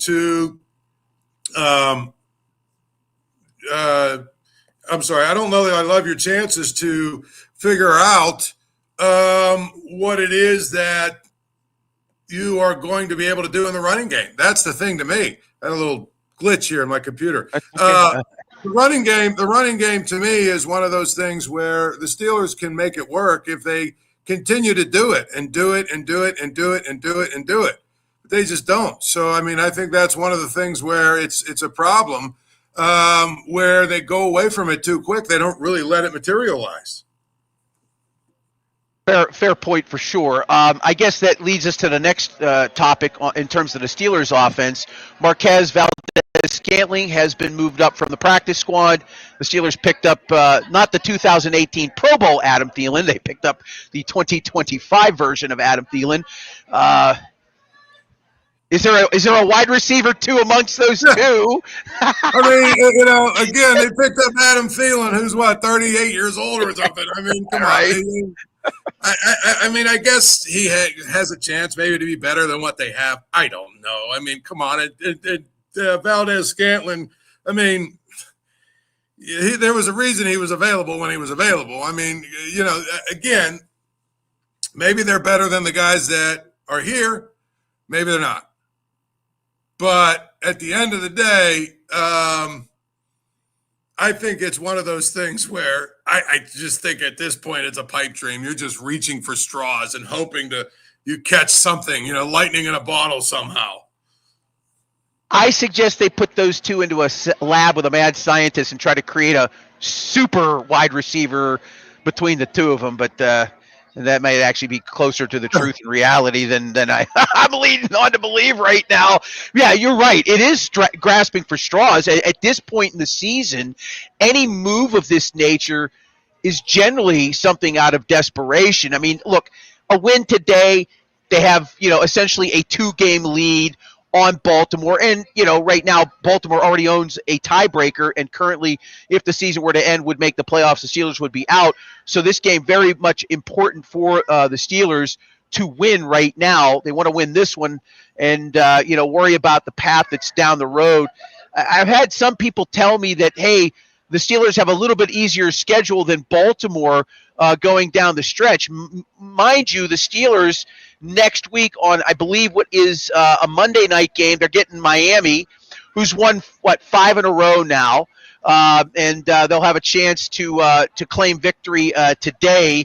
I'm looking at the schedule right now. I'm trying to pull it up here. I forget who they're playing right now, but I know that they're at the New York Jets, a very winnable game for the Dolphins, who have won 4 straight, I should say. You've got them. Then you've got to go and play at Detroit. You have Cleveland, and then, of course, the last game at home against the Ravens. As for Baltimore and their schedule, I'm trying to pull their schedule up here right now. A little bit lighter schedule as far as I'm concerned. Some people say it's harder. Maybe it isn't. I don't know. But and again, it just kind of ties back into your article. A win by either of these teams does prolong the agony of what could be very much a miserable season. I guess we'll have to wait and see how it all plays out. We've got Paul Zeiss of the Pittsburgh Post-Gazette joining us here on Steel City Sunday. We are live from the North Park Lounge, Richland, and the Hilltop Event Center. We are also brought to you in part by Arch Masonry and Restoration, who is hiring in Pittsburgh, looking for professional craftsmen with experience in brick and block work. If you're a concrete finisher, bricklayer, block layer, construction laborer, great. Give them a call, 412-564-5733. If you're not busy and not working and you want to get to work, Arch has it. If you have no experience, that's okay. You can learn on the job through advancement programs and classes that can get your career in the building trades jump-started. 412-564-5733. Visit archmasonryinc.com to learn more. We will be joined by Todd Haley in about 12 minutes. For Haley's Huddle, Paul will be alongside of that as well. We'll have some picks for you as well. Paul didn't need any of those points predicting Carolina's victory last week. I don't know. I have to go back and take a look, but I think you were 4-1 again, Paul. Yeah, well, I was. I actually was, and I think I did. The Carolina game. I'm telling you, every week there's a game in the NFL that you look at. You say everyone is going to assume that this team is going to win, but it's going to set up for this team to win. I think almost every weekend there's a game like that. And last weekend, the Rams were, the Rams are the team that everybody thinks might be the best team in the NFL. They're rolling. They're, they're going in to play against the Carolina team that's just sort of okay. That's the one. And then, the Carolina's played better. The Rams have not played so well. The Rams have played well, but last week I'd say Carolina's been playing better. I think they've actually at home. They're probably going to be the team that probably wins this game. If I only listened. Ben Goodson checking in from the United Kingdom, a UK Steelers fan, saying he's bracing for the 6 p.m. kickoff. Yeah, everybody is right now. Ben, thanks for watching us on YouTube across the pond. Again, Todd Haley in about 10 minutes. God, I don't even know where to go at this point in time. Let's talk a little bit more about the defense, I suppose. They've been disappointing, to say the very least. Derek Harmon not going to be playing again today. The run defense has been pushed to the limits, I think, throughout the course of the season. Let's say the season ends on a bad note. Steelers don't make the playoffs. What can they do? And again, based on Tomlin, what can they do to revamp the most prolific defense in this team's history at 160 million? Is there anything they can do with those big contracts, especially some of these others? One of the biggest things, John, the stars have to start playing like stars. That's where you start with. I mean, I think this defense is built on and predicated on big plays and on impact plays and on all that other stuff. Your stars have to be stars, and if they're not stars and they don't make star plays, it's hard for your defense to be good.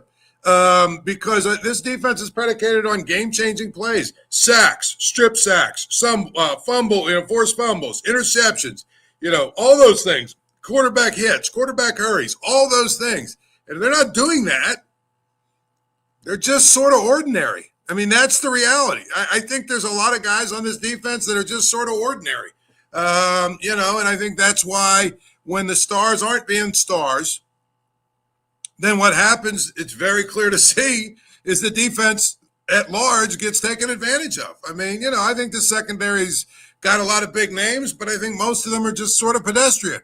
And, if you're forcing them to cover guys for longer than an X amount of time, it's probably going to turn into a big play for the other team. The linebackers, I mean, especially the inside linebackers, they're just sort of okay. They're not great. They're just sort of okay. The defensive linemen, not named Cam Hayward, they're just, especially with Harmon out, they're just sort of okay. So you need Cam Hayward, you need Alex Highsmith, you need Jalen Ramsey, you need TJ Watt, you need them to make big plays. If they don't, your defense is going to be pedestrian and ordinary. How much of that is scheme? How much of that is with TJ? No. Go ahead. How much of it is scheme? And I hear what you're saying about making plays. How much of it is scheme to you? I mean, the scheme, we've heard plenty of people talk about how the scheme is really elementary and all that other stuff. But I just believe that in years past, it's been the same scheme, and it's been able to be really good defense because the big name players made big plays. This year, it's not happening. That's we can go on and on and on about the schemes. We can go on and on about all the different things that people want to talk about. But the reality is, I got to be honest with you. The reality of the whole situation to me is that you have stars who are not playing like stars. No, you're right. You are, and TJ's the big one. I mean, I think that's Cam aside, TJ's the big one, obviously, that people are looking at when you give a guy like that $40+ million at the age of 30. You're possibly asking for problems. I think Bill wants to jump in here with a question. Go ahead, Bill. Well, Paul, I want to just say this about the defense. I think it's been a roller coaster this year because you look at it. I mean, how do you give up the yardage you gave up to Chase Brown, for the Bengals? They were coming into that game, they were averaging 57 yards. On the other hand, you held Jonathan Taylor, the Colts, to 45 yards. And a couple of weeks ago, you held the Bears, which are the number 2 rushing team at that point in time, to 99 yards. So it's just been up and down for this defense, but no consistency. It's either really bad or really good, it seems like. And a lot of times, again, that's just basically what you have when you have a defense that's almost 100% predicated on stars making plays. Right. That's what you're going to run into, period. And you talk about the secondary. I mean, what, two-fifths of the secondary is no longer with us. I mean, they got rid of Thornhill, got rid of Darius Slay. So, it's just been – things just haven't been working out for them. Again, they keep adding. It seems like they've added 46 different guys to the secondary. Some of them big names. Sooner or later, you throw the dart at the dartboard enough, something's got to stick, right? Something's going to hit. Yeah, right, exactly. What did you think of the story of Slay getting picked up? Who was it that they picked him up? Buffalo, and then him and his agent, Drew Rosenhaus, saying that he wants to contemplate retirement. Yeah. I thought that was Yeah, quite. he didn't report, and I guess I think he got fined too. He didn't report. He was supposed to report at a certain time, and he didn't report. He said he was contemplating retirement. So Somebody floated the idea, Paul, and I don't know how you feel about this. Where when you're a veteran of so many years, that when you're placed on waivers or what have you, you should have the option to pick where you want to go. How do you feel about that?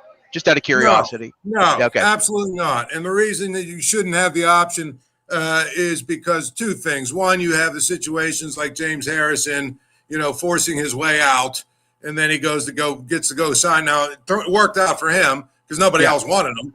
But my point is, you have that. The other thing you have is basically you could do a soft trade, even though the trade deadline is over, right? What would be to stop two owners or two general managers to say, hey, wink, wink, we'll cut this guy, you pick him up, and then at the draft you trade us, you make a sweetheart trade for us, you know what I mean, or whatever, you know what I'm saying? Right, there's all kinds of ways that collusion could happen and all kinds of stuff. The waiver system basically makes sure that if you're going to cut a guy, that every team in the league has an opportunity to sign him. Fair enough, and that's why I asked. Okay, we're going to bring in the coach, Todd Haley, who's joining us. He joins us every week. Todd Haley, former Steelers offensive coordinator, head coach of the Kansas City Chiefs. With the shades, look at that. How you doing, Coach? I'm in Mexico. You got to wear shades. Whereabouts? Whereabouts in Mexico are you? No, I don't believe in shades. Talking to men. I'm in Holbox, Mexico, in the Yucatan. I love the Yucatan. I've been to the Yucatan a couple times. That's pretty amazing. Did you go to Chichen Itza by any chance? No. We've been only in Holbox. We flew into Cancun and drove the 3 hours. Took the ferry across to the island. It's wonderful. Yeah, if you get a chance, go see the pyramid there. It's pretty amazing. Okay, thanks for coming on board with Paul and I. And so, Coach, been a crazy week. Obviously, the end results of Sunday were not pleasant, and then the rollout on social media, which really doesn't really matter in the grand scheme of things, other than the noise itself. Assessment after Sunday, and where you feel this franchise is right now, sitting at 6-6. Well, I think they're right in the crosshairs, for sure. You're up against it. Now thankfully you're playing the team that you're probably going to be battling till the end twice here in the next month. So, that was a really tough game. You turn the football over like they did, even though they got a couple big takeaways. But you give up a fumble recovery for a touchdown. When the score's in hand, and then that's a crusher, and then another turnover, failed conversion at the end was a killer. So, not a good game. On top of that, you got run over. I mean, us three talked about time of possession. That's a stat the Steelers like to have in their favor. I know it was very important to us when I was there, and the time of possession, 41 minutes for the Bills. Kind of that correlates to getting run over because the defense is out there way too long. They're exhausted, and the Bills have a really good running back and a quarterback that can hurt you. So I think, that was a stat. When I talked about it last week, what did I say? I said, they need to win the running game, both offensively and defense. Negative. They didn't do it. Turnovers were even, but you give up a score. Just a rough second half specifically. So, now this is one of those games. It's Ravens week. I've told this story many times. My first Wednesday when we were getting ready to play the Ravens, I hear pads clanking, hitting, helmets crashing. I'm like, what is going on? It didn't sound like any practice I had been a part of before in my career. And everybody that I said it to is like Ravens week. So that's got to be the mentality. I think this now becomes a knockdown, drag out, physical game. So, and who comes out on top, it's going to be really critical. Will probably more than likely be the team that ends up winning the division. I don't think the Steelers' path to the playoffs is as a wild card. So, this is a game that whoever wins this one, takes a stronghold. But, both teams have a difficult schedule the rest of the way, and they have to play each other the last game of the year. So if the Steelers lose this one, that last game of the year, again, that's why they're sitting behind the Ravens right now, is divisional wins. I would think the Steelers have to figure out a way to go on the road and win this game. Paul, anything for Todd? Well, I mean, I think we talked about the fact that Derrick Henry and Lamar Jackson are very similar, probably to Josh Allen and James Cook. Maybe probably if you look at their skill set and what they do and how they run their offense. But to me, Lamar Jackson looks like he's a little bit banged up. He looks like he is not what he usually is, where he's real slippery and can run. If you take that element away, his legs. How does that change sort of the Ravens' offense? And can Derrick Henry? I mean, obviously we've seen him in Tennessee carry the load. I mean, but is he good enough to carry the load without that extra element from Lamar Jackson? Yeah, I think the combination of them both, Paul, obviously is what makes it really deadly combination.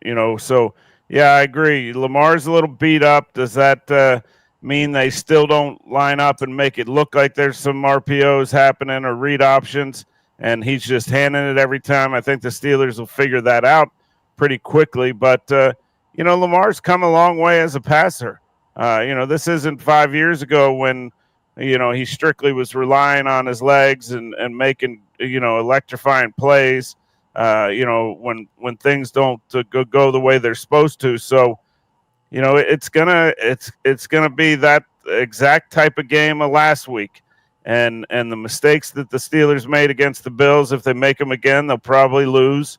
But win time of possession, figure out a way to run the football. This Ravens defense has been a lot better, but I still don't think they're the Ravens of old. By any means, but they are better. But you got to figure out a way to run the football, possess the ball, keep the ball out of their hands. All right, we're joined by Todd Haley, former offensive coordinator for the Pittsburgh Steelers, Paul Zeiss of the Pittsburgh Post-Gazette joining us as well. Bill Akins wants to jump on board and has some things he wants to discuss. Go ahead, Bill. No, I mean, I agree. He's banged up. I mean, we've heard all season he's been hampered by this hamstring injury. 1 week it's a knee. Last week it was an ankle. He was limited in practice. I mean, there's just been so many injuries. I think it's a little bit of gamesmanship too by the Ravens, because week after week and there's even been a toe thrown in there this season, guys. But when you look at it, I mean, he was averaging going into this year. He was averaging 63 yards rushing a game. Now he's averaging 29 yards per game rushing. So there's something going on there. He's banged up. Let's just and I'm noticing some of his balls are sailing on him too. I'm noticing that, and you didn't notice that before, especially last year. Coach, I wanted to ask you a question here. So I'm going to throw some pretty staggering stats out at you. Arthur Smith's offense hasn't connected on a pass of 20-plus yards since Week 8 against the Packers. DK Metcalf in the first 7 games caught passes of 31, 80, 25, 39, and 24 yards, but nothing longer than 19 yards in the last 5 games. They need an offensive spark. Last week against the Bills, you had a season low of 166 total yards in offense. What do they need to do, Coach? I mean, do they need to – is it drop the conservatism of the offense and let's let it fly, or what do they need to do to get this spark going? I think when I've been in situations like that, you force feed some balls down the field early, and that's hard to do because – the percentage isn't necessarily in your favor that you're going to complete it, but you could get a PI. More good things can happen for the offense than the defense. So, I've been in that situation where you're doing a self-scout and you're like, what the heck? The ball just isn't going down the field enough. So it's got to change. So, I think you got to draw up some protected things that give you options outside when you get the single high. Maybe it's a run tied to a go route. That was one of our favorites when I was in Pittsburgh. We might call the go first, and if it's too high, you check it and you run the football into too high defense, and hopefully you get 4 or 5 yards, and life is good. But you come right back and call it again. And if you get 8 yards on that first one, chances are they probably drop a safety down, and now you get to run the go play. So you put your best guys outside, you block it up, you tie it with the run. It's not rocket science, but definitely been in situations where I'm like, we got to throw the football down the field multiple times early in this game. I don't care if it's an incompletion. It lets the defense know that we are trying to attack them down the field, and that tends to open other things up. We're joined by Todd Haley, former Steelers offensive coordinator, Paul Zeiss of the Pittsburgh Post-Gazette, and of course, we've got Bill Akins alongside of us. This is Steel City Sunday, live from the North Park Lounge, Richland Hilltop Events Center. Please come up and join us. We are here every Steelers game live prior to and afterwards. We will have our post-game show today with John Fedko and Jerry DePaula immediately following the contest. But, of course, stick around here for the next 2 hours or so for some more pregame coverage. Coach, Marquez Valdez-Scantling got called up from the practice squad. Steelers went out and got Adam Thielen. Band-Aids. What do you think you might see from them today? Anything that you might see from them today? Or do you?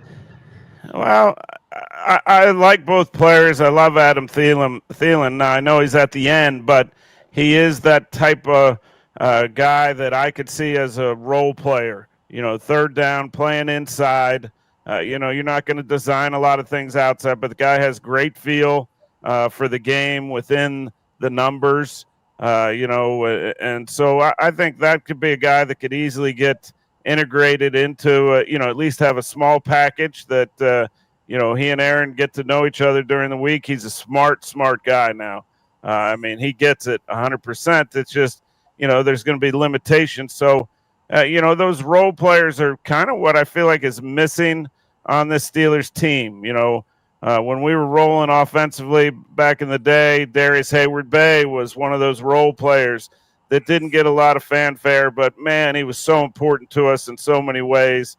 Good teams have those guys that understand the role, understand what their job is on every play, whether it's blocking in the run game or finding a way to get open in certain coverages.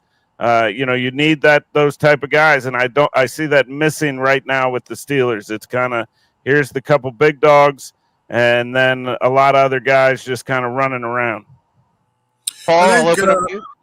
Yeah. I was going to say, I think one of the things that we saw at least last week, and obviously Aaron Rodgers had that thing on his hand, and it was new, and maybe it was messing with him, but there were guys that were getting open.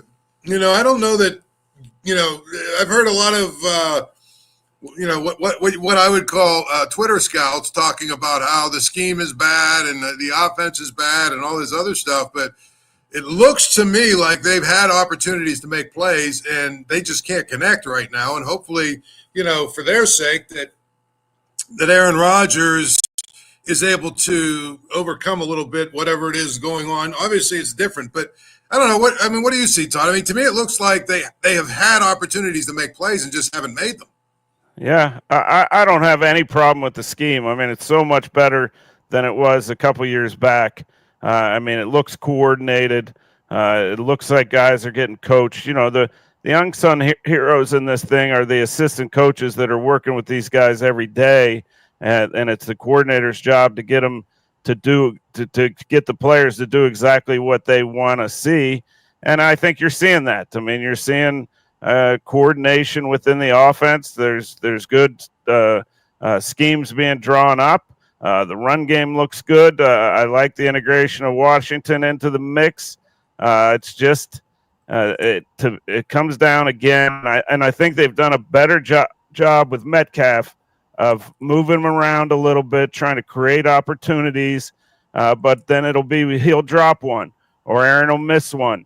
It's just what I think you're saying. They're lacking confidence right now, and confidence is such a big thing in football in any area, but especially offense, especially a quarterback. And when you're coming off injury, you may be worrying a little bit. The body language wasn't great from Aaron. I hope that picks up this today. So, it's just a matter of putting it together. But this is one of those type of Steeler games where everybody thinks they're down and out, and all of a sudden they put it together. So I would not be shocked by the Steelers going into Baltimore and winning.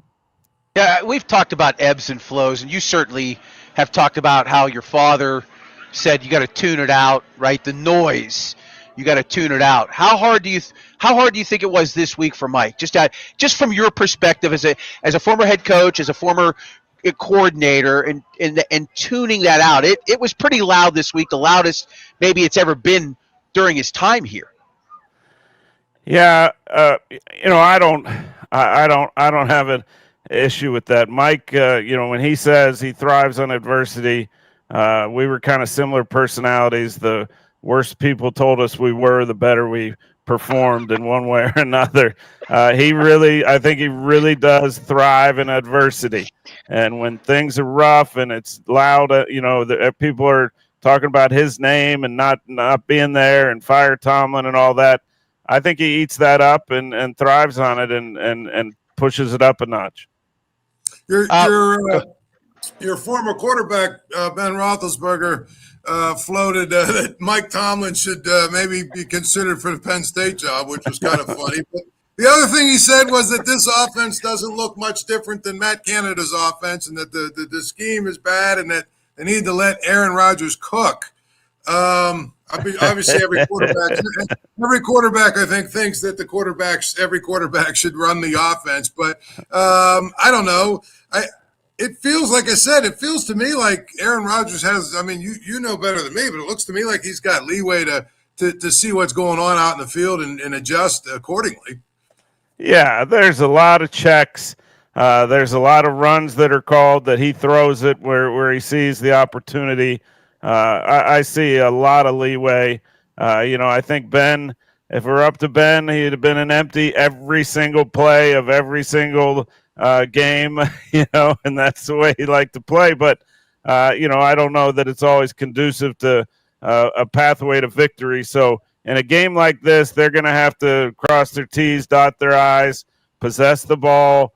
I would say winning that time of possession is critical. Winning turnovers always is, but find ways to, and every point's going to matter.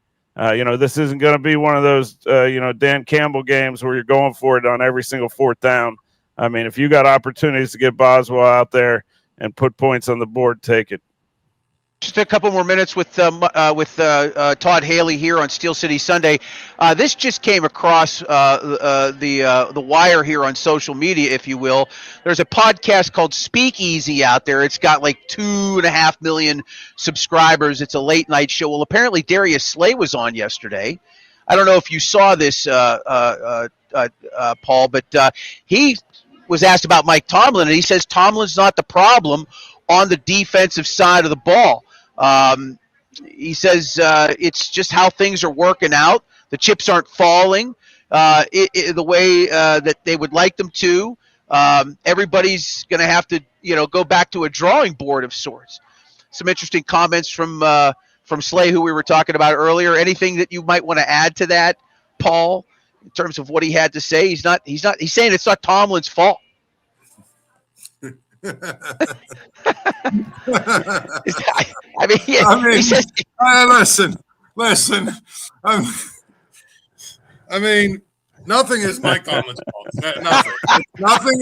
He has nothing to do with anything. That's all I'm going to say.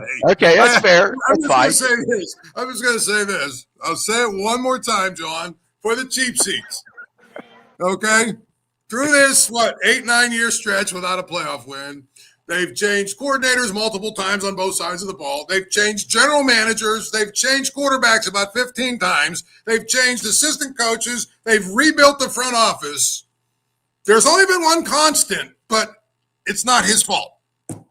Listen, there's so many things that happen. Believe me, I get it. Todd has been a part of the organization. He knows. There's so many things that happen. It's not always just one guy's fault. But at some point, the buck has to stop there. I'm sorry. I know that people get upset about that, and we love Mike, and Mike is great. He's a great, he's a great personality. He seems like a really good dude, all that great stuff. But at the end of the day, over 9 years, multiple coordinators, multiple assistant coaches, front office completely revamped in many different ways, okay, different general manager, 16 different quarterbacks. At some point, the constant has to have some hand in what's going on. Maybe I'm wrong. Fair. Let's just say that. Fair enough, and thank you. All right, Todd, before we let you go, a prediction, unless you want to add something to that, a prediction on today's game, sir. The only thing I'd add is within the building, I'm sure, and I've seen it firsthand, there is accountability from Mike, and I think that's what makes him real within the building is, he doesn't pass the buck. He doesn't put it on somebody else. When he feels like he made a mistake, he owns it. So I think that is going on within the building, and that's what kind of keeps it together. So that's the only thing I'll add. Prediction, I'm going to go these games are so rough. I hated going to Baltimore. I'm going to say the Steelers figure out how to stop the run, and they win it 20-17. Todd Haley, former head coach of the Kansas City Chiefs and, of course, coordinator with the Steelers, the Browns, and Arizona Cardinals, Upper St. Clair native. Thank you for joining us from Mexico, sir, and enjoy the rest of your trip. You guys, too. Thanks for having me, Paul. Good talking to you. Stay on it. All right, good seeing you. Yeah, it's good seeing you as always. Don't let up. Always. Don't yeah, right. Yeah, that's one. There's another constant right there. Paul not letting up. All right, Paul. Before we get Todd out of here, we're gonna go and try to recapture some of your magic. Unless you got something you want to add, Bill. Do you want to add to that right there? I don't want to add it. I just want to find that clip and get it out and get it to go viral. That's what I want. That's my goal after this show, Paul, is find that clip and get it to go viral. Yeah, that's right. All right, before I let you go, we got 5 games. Let's talk about 5 games here against the spread. You were pretty solid last week, as you have been through the course of the year. Let's start with Seattle and Atlanta. Just because it's the first game I'm looking at. The Seahawks on the road laying 6.5. How do you feel about that one, Paul? The Falcons have been really horrific. But in general, they seem to play close games. So I think at home, I'm going to go Atlanta plus the 6.5. I kind of like them getting those points. These teams, some of these teams, I'm like a moth to a flame when it comes to New Orleans, Tennessee every week. I'm fading this horrible football team. I'll lay the 6.5 and against Seattle and Atlanta. All right. Another horrible football game here. Tennessee at Cleveland. The Browns, combined 4 wins between these two teams. This is a stinker, but the Browns are 3.5-point favorites at home. What say you, Paul? Would I be lying if I said this game could actually end 3-0? That's bizarre. I'm going to go out on a limb and say that somehow the Browns will cover. What do they call it? The hook. The Browns will cover the hook, right? Yes. And they'll, it could be 5-0. They could get a safety and a field goal, 5-0. They cover the 3.5. I'm going to say that they're going to be able to, because their defense is the best unit on the field of the 4 units that'll be on the field. I'll say the Browns probably are going to be able to win and cover that 3.5. All right, I'm in agreement with you. I say 7-2 for the final score in that one. All right, Bill wants to chime in. Go ahead, Bill. Hey, Paul, real quick, I want to get your take on something. So the news came out of Cleveland this week that Deshaun Watson's practicing, and they're weighing potential return. What do you think about that? What's your take on that whole thing? My take is if you look at what his cap hit is next year, it's pretty clear that they don't have a choice but to try and figure out if they can get him to play next year. So actually in this lost season, if you can get 2 games out of them or 3 games here at the end of the year, whatever it's going to be, to at least kind of have an idea of what you're looking at, I think it's smart, actually. Believe it or not, the contract they signed him to is the worst in the history, and obviously there's nothing they can do about that, but I think it's actually pretty smart. Okay. All right, very good. Let's go to our third game. Miami at the Jets, the surging Dolphins, if you will, against a combined 8 wins between these two teams, but Miami has played well, and they are 2.5-point favorites on the road. Mr. Zeiss. I have to look at it historically, but I'm pretty sure this is one of those games. This is one of those things where the home team wins a lot. I'd have to look at it always over the course of time, but it feels like it's one of those every time one team plays in the other stadium. So I'm going to say that the Jets. I'm going to take the 2.5. This might actually be the one where I use that whole the wrong team's favored. Don't need the 2.5. Don't want the 2.5. Don't give me the 2.5. I like the Jets to win. I'm with you. I take the point. I don't even think they need it myself. They win this game outright. What a kiss of death that is for both of us. All right. The best game on the 1 o'clock slate. Cincinnati, 4-8 against 8-4 Buffalo. Joe Burrow on the road as a dog of 3 or more. 14-3 against the number, Paul. How do you feel about this game? 6 is a lot. I know that everybody's high on the Bengals because of what they did last week. I still think their defense stinks. I think the Bills are at home. I think the Bills got, they found a little formula. I think the Bills win, cover the 6, and bury the Bengals forever. Very possible. I love the over in this game. I have to look at the weather. I don't see much wind, so that's a good thing. I'm not sure. Oh, you're texting me something here. All right, we'll get to him in just a few moments. I'm taking the 6 points. I don't care. I see these things online, and I'm always chasing it, and then, of course, it goes the other way. Last game, Steelers and Ravens. Right now, looking at the books, this is a bet. These are all from BetMGM, by the way. Baltimore now 6, -6. This game opened at 6. It was down to 5.5. I see it back at 6 at 5.5. We'll say 6 at this point in time. How do you feel about the Ravens and Steelers today? Boy. I think these games always come down to, field goals, usually, don't they? I mean, they're always pretty close. Yep.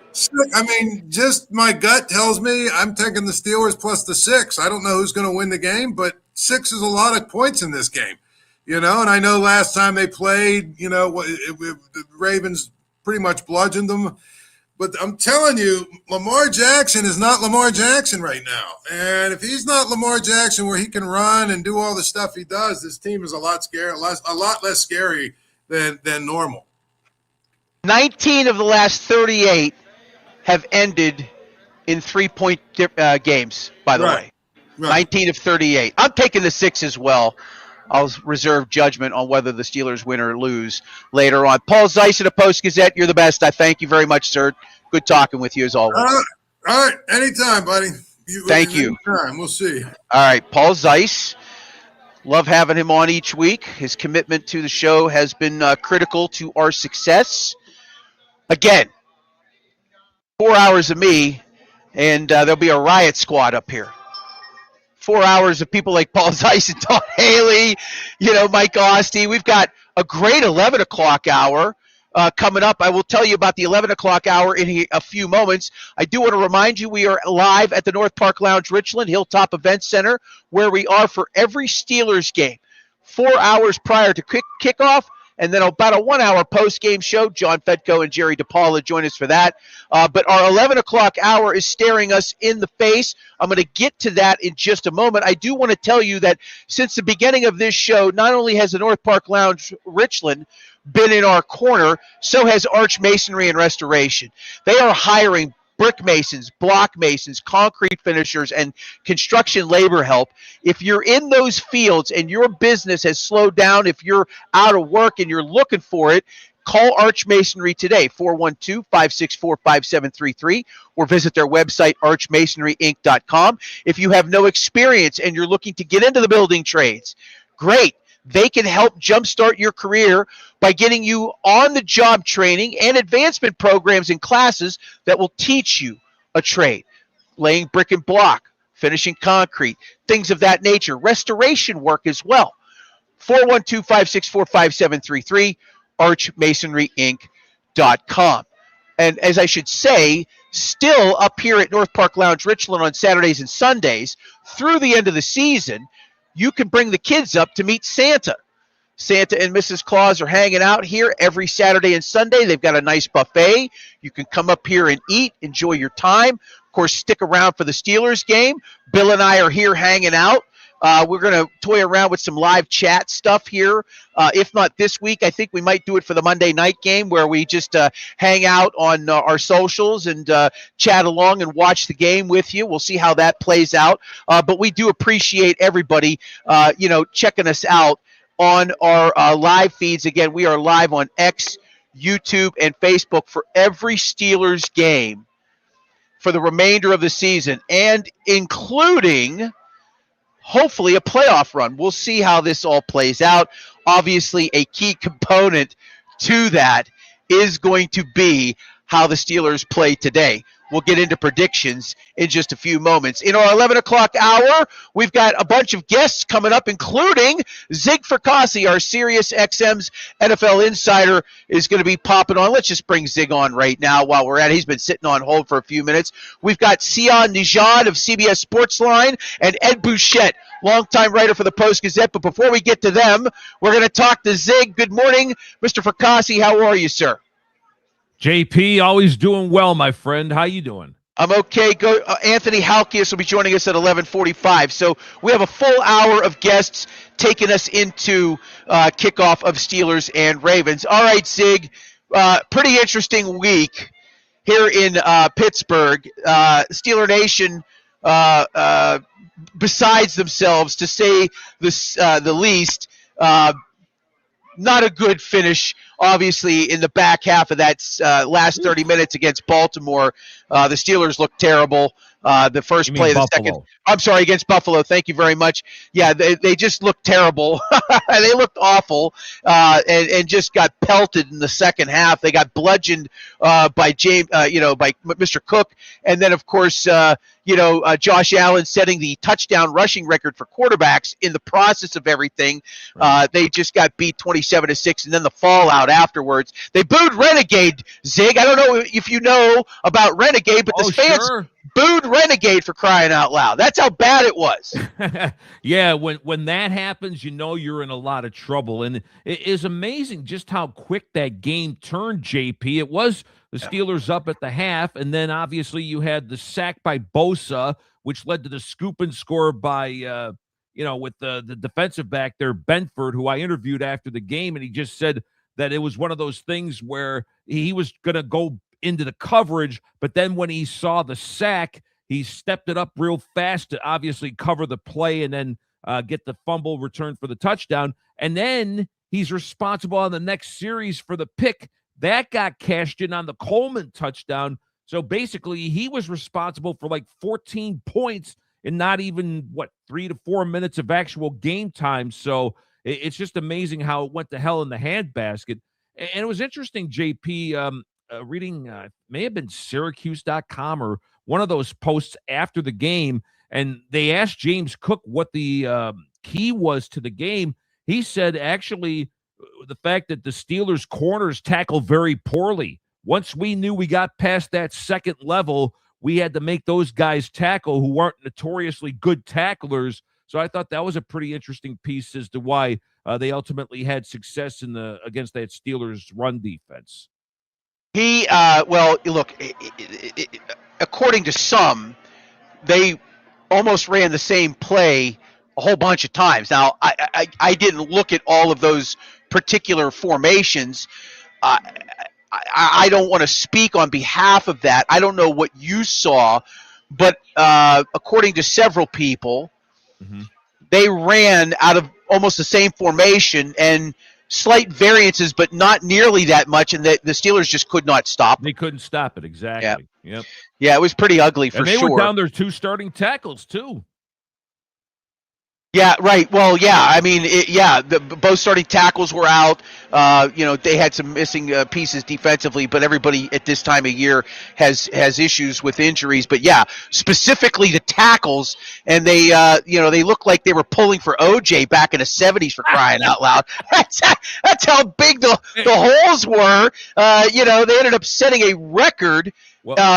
For a visiting team, most rushing yards in the building's 24-year history, to put the cherry on top of the Sunday for Bills Mafia. Well, and you want to know the irony of that, JP, and it's funny you mentioned OJ. The all-time record against the Steelers in Pittsburgh was 50 years earlier at Three Rivers when OJ and company ran for 300-plus yards against the Steel Curtain in a 31-21 Bills when I was like 10 years old. I remember watching that game. It was ridiculous. I only remember San Francisco OJ. Oh, geez. Yeah, I remember seeing him on I'm almost certain it was a Monday night game, and he was at the end. It was the end of his career. Yeah, it was obviously at the end of his career. All right, we've got Zig Fracassi, our NFL insider from SiriusXM's NFL Radio, joining us here on Steel City Sunday, live from the North Park Lounge, Richland, Hilltop Event Center. Zig will be with us for another 10, 12 minutes, and then we will move on to our next guest. Let's talk a little bit about the Bills and Cincinnati Bengals today. As crazy as it sounds, at 4-8, there's the talk this week is that the Bengals are still in the thick of things in the AFC North. They have to run the gauntlet. Absolutely. I mean, 8-9 probably does not win the division, although there has been talk of that. I don't see that being the case. I think somebody's going to come out of this division with 9 wins. It's possible. I know you talked a little bit about flurries and 10, 12 mile per hour winds at Rich Stadium. How do you feel about the game today? Buffalo, a 6-point favorite, and at 8-4, still trying to chase an 11-win New England Patriots team for first place in the AFC East. Yeah, this is going to be a tricky game, I think. I wouldn't be stunned at all if Cincinnati wins because the stats bear this out. It's interesting that the 2 teams that have won the most games in December and January recently, JP, are Cincinnati and Buffalo. So these teams do know how to win when the calendar turns for the last month or two of the season. And what is it? Cincinnati's won 8 straight games that Joe Burrow has started. And you could just tell that they flow differently on Thanksgiving night against Baltimore. Even though he was missing on his secondary receivers, watching Burrow to chase is a real treat. You can just see it. It's like watching practice on the field. The corner routes, the deep goes, the deep middles, whatever the case is, JP, it's a real treat to watch. And believe it or not, I think Cincinnati's defense has gotten incrementally better the last few weeks. Now they're going to be without Hendrickson once again, whereas Buffalo, Kincaid's probably going to be a game-time decision. Bosa, who had been playing well, he got hurt in the game last week against Pittsburgh. This could be problematic. Does Buffalo have a little bit of a letdown? I suppose it's entirely possible. I wouldn't put it past the Bengals to win this game today in Orchard Park. I think if the winds keep themselves modest, I mean, the winds were 35 miles per hour in Pittsburgh on Sunday, and that reflected, I think, it reflected in the passing stats. I don't think there's any question to that. 10, 12 miles an hour, not too bad. If it picks up a little bit more, could have some more impact on the passing game. But I agree with you. I mean, look, this total's 53 right now, or 53 and a half. And again, the Bengals defense, not very good. Buffalo's run defense, not very good. We'll see how things play out. But I think it does certainly have the reflections of looking as a shootout. I want to flip back to the Steelers real quick. Marquez Valdes-Scantling has been upgraded to the 53-man roster. Adam Thielen picked up off of waivers by the black and gold. Cedric Wilson has been a disappointment this year. They really had no number 2 to coming in. Can either of these two guys provide a spark for the Steelers' tepid passing game? I love that word, and it's pretty accurate too. I suppose anytime you've got the familiarity there, MVS obviously with Aaron from their time in Green Bay, I suppose they could do some basic routes there. Adam Thielen, I got to tell you, JP, he was traded back to Minnesota from Carolina.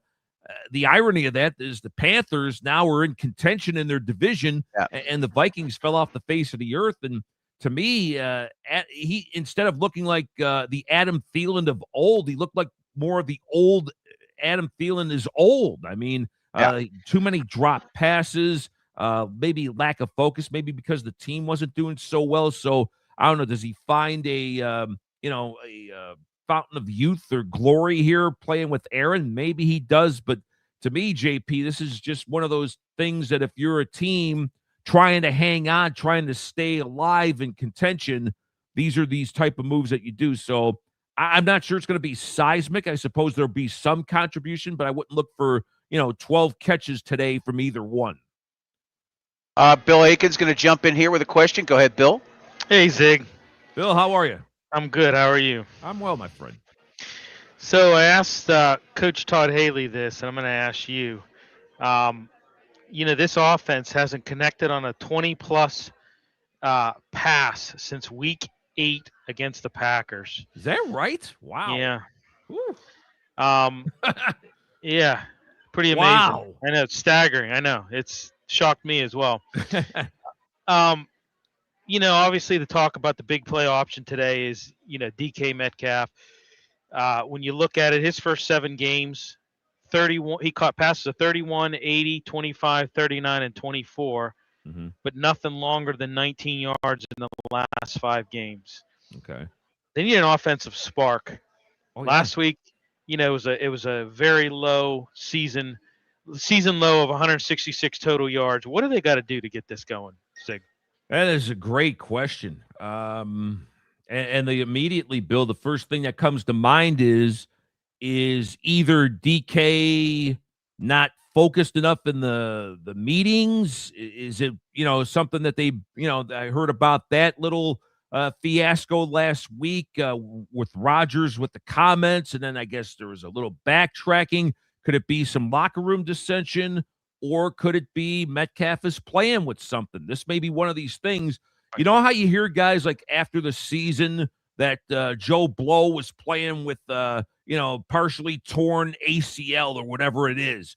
I'm not saying that there's an injury, but maybe there is. He could be playing with something.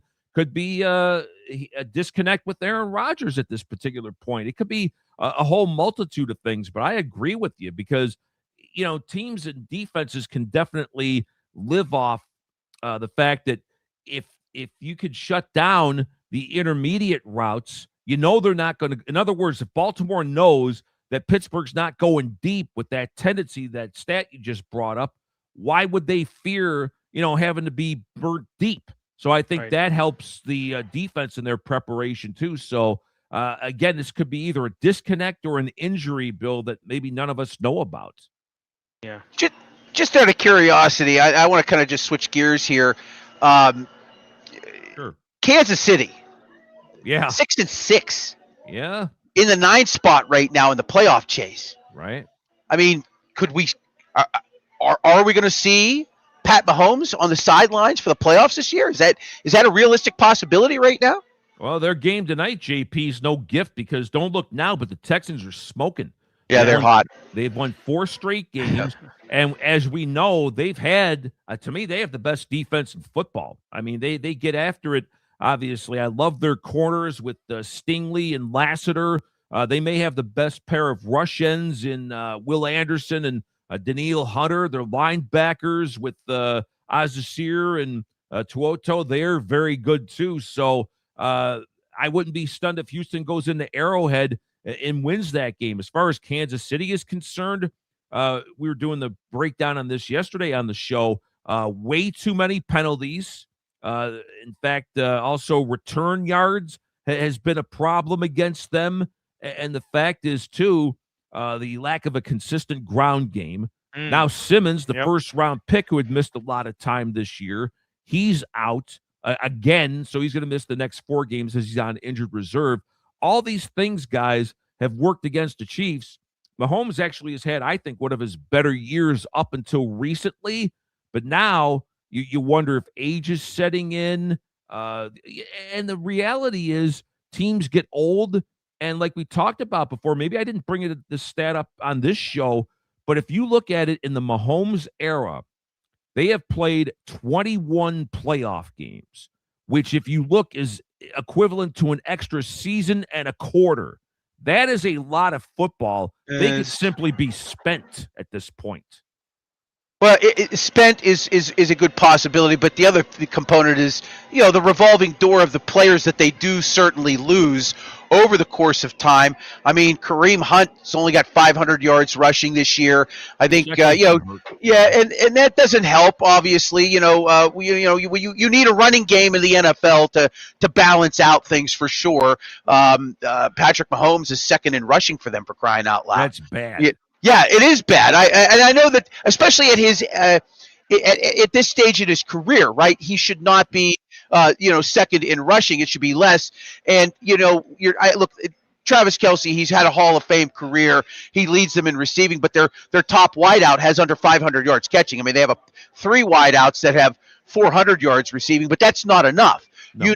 You need a wide receiver, to have more in terms of production. And he's had a good year throwing the football. He's got 22 touchdown passes, but you're right. An extra season and a half of football over the last 7-8 years while they've been the dominant force could be taking its toll. Zig Fracassi joining us here, of course, our NFL insider from SiriusXM's NFL Radio. A couple of ugly games on the schedule, maybe the ugliest being Tennessee and Cleveland. Oh, boy. Hold me down. Yeah, with a combined 4 wins. Thoughts on Shedeur Sanders so far? I know, he was in Las Vegas and, he won that game, and a lot was made about the clip that they clipped at the very end of a 3-minute interview, I might add. It was not – look, in this day and age of, like, the 10-second soundbite, the 15-second, it's a gotcha thing, right? Exactly. Like, when I saw that, I was, my reaction was, but then I thought to myself, how long was that interview? And you go back and that interview was 3 minutes, and he was praising everybody. He took the last 15 seconds to showboat, if you will. That's fine. I got no problem with that. Right. Obviously, he came back to earth last week. Do you anticipate him running the season out at quarterback barring injury? It's a great question. I would have to say so at this point because we don't know if, obviously Gabriel is going to make it back from concussion. I know this week Deshaun Watson was actually at practice, and I do see that he's actually going to return in 2026. Now, that opens up another can of worms because I think his cap hit would be like $10 billion or whatever the case is.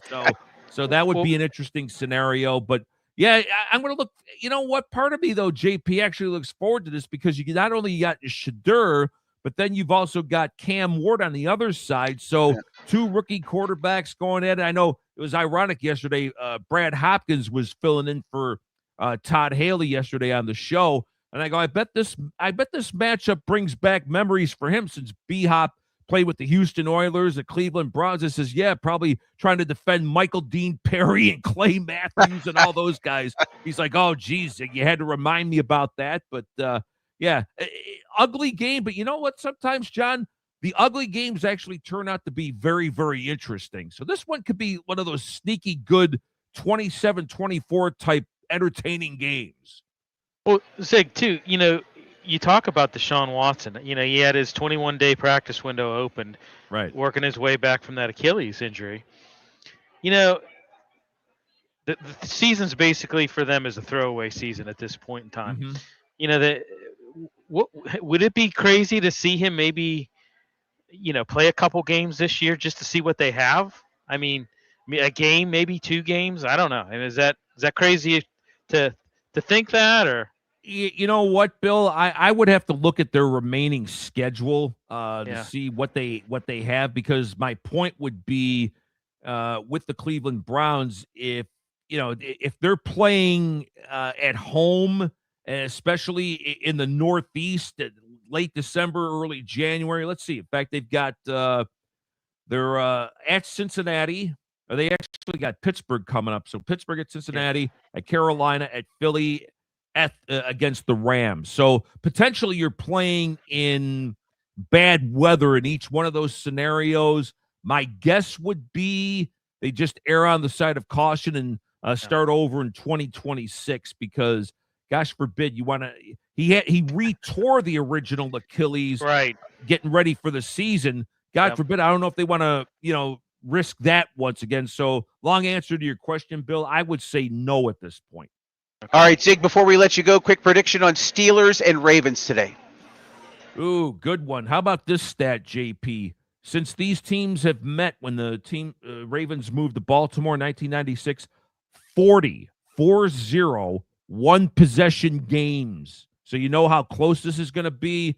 I think this one comes down to the wire. I think in the end, even though Lamar doesn't look the same, I think Derrick Henry turns to be the difference. I'll say Ravens 21-17. Zig Fracassi, our NFL insider from SiriusXM's NFL Radio. He joins us every week. Zig, thank you so much. I appreciate it. JP, Thanks, Bill, Zig. good to be with you guys. All right, as always, Zig Fracassi, 30-plus year veteran of Sports Talk Radio, and, of course, the last 22 years on SiriusXM's NFL Radio. You can listen to him tonight on Channel 82.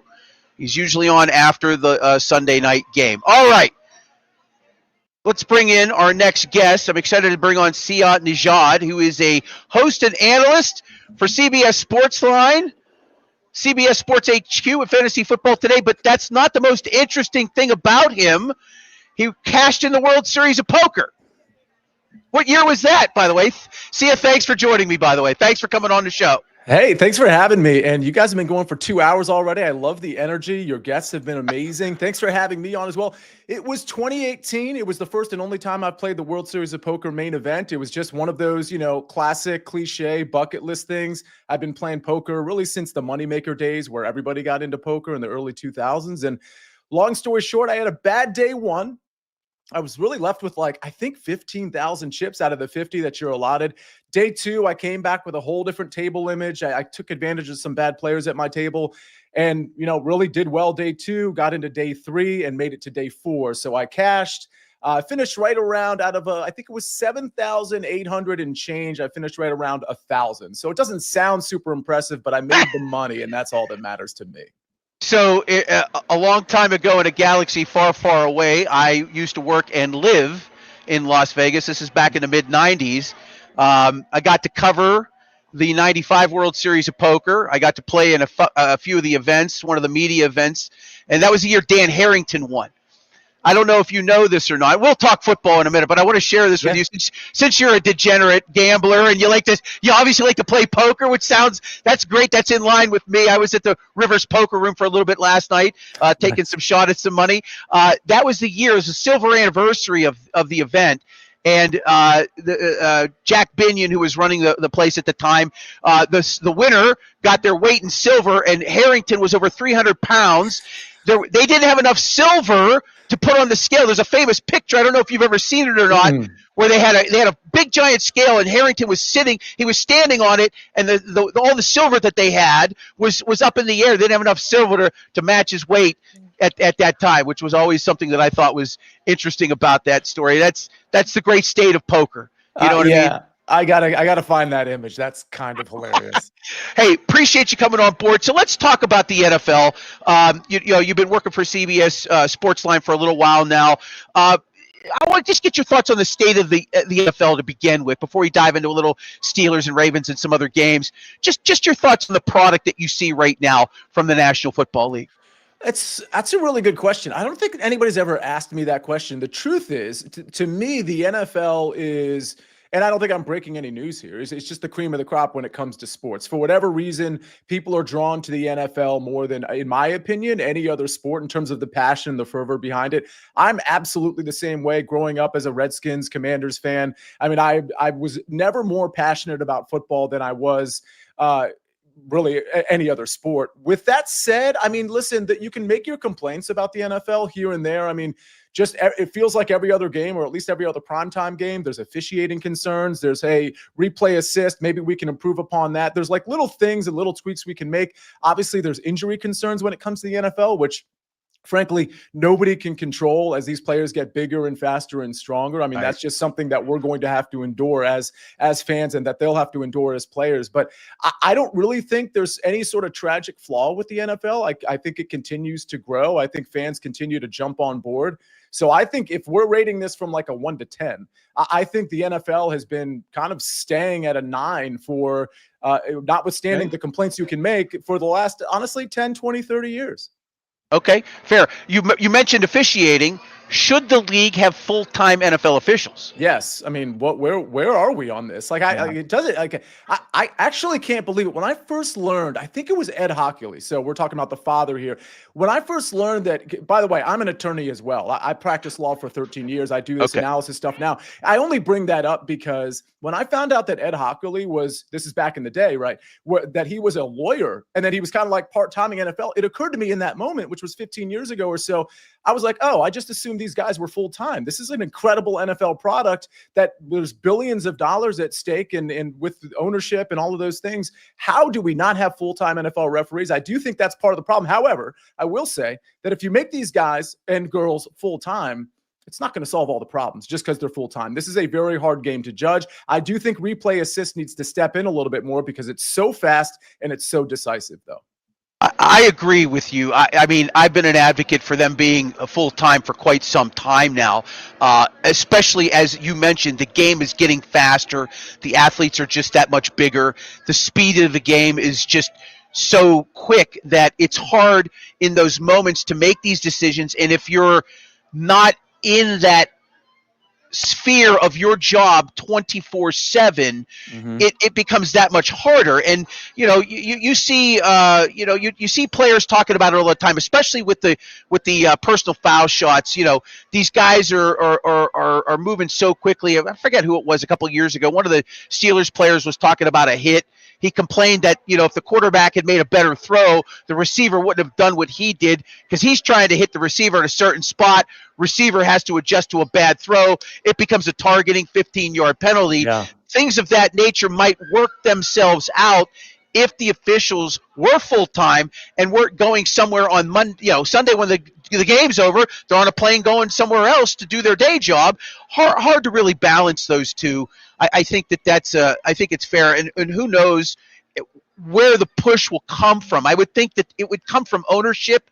I would think, I don't know how you feel about that, but it's got to be the owners, I think, that are going to drive something like that. Or, because the commissioner doesn't seem to be interested in moving on that subject. The commissioner is interested in whatever the owners are interested in. I mean, the commissioner, like, for those that don't understand what the responsibility of the commissioner is, he is at the behest of the owners. So when you have these owners meetings in May, I believe, every year, in the off season, that's when the owners decide, and that's when you get an idea of what's important to the owners and what's important to the NFL. And the commissioner is just basically a vehicle to drive what, and that's not a bad thing. It's not like it's sinister, but I mean, the owners are making these decisions as to what's important and what's not. I guess the question becomes, like, are the owners in the best position to make that determination? Is there a little bit of bias at play? I mean, that's a road we can go down in terms of, having an hour-long show in terms of like why or why not they're interested in certain things. But yeah, I mean, there's fixable things. We just saw it on the last primetime game. I mean, there were some like ridiculous calls that I think could have been solved if you had maybe better officiating, but also replay assist, just jumping in real quick and saying, no, that didn't happen like you thought it did. We just wasted only 5 seconds of your time, but we got the play right. Sian Najad joining us here on our Steel City Sunday pregame show, live from the North Park Lounge, Richland Hilltop Event Center. He, of course, works for CBS Sportsline, does a bunch of shows, fantasy football show as well. You can go check him out on X as well. Let's get into the Steelers game. I mean, this is bad for both teams. 6-6.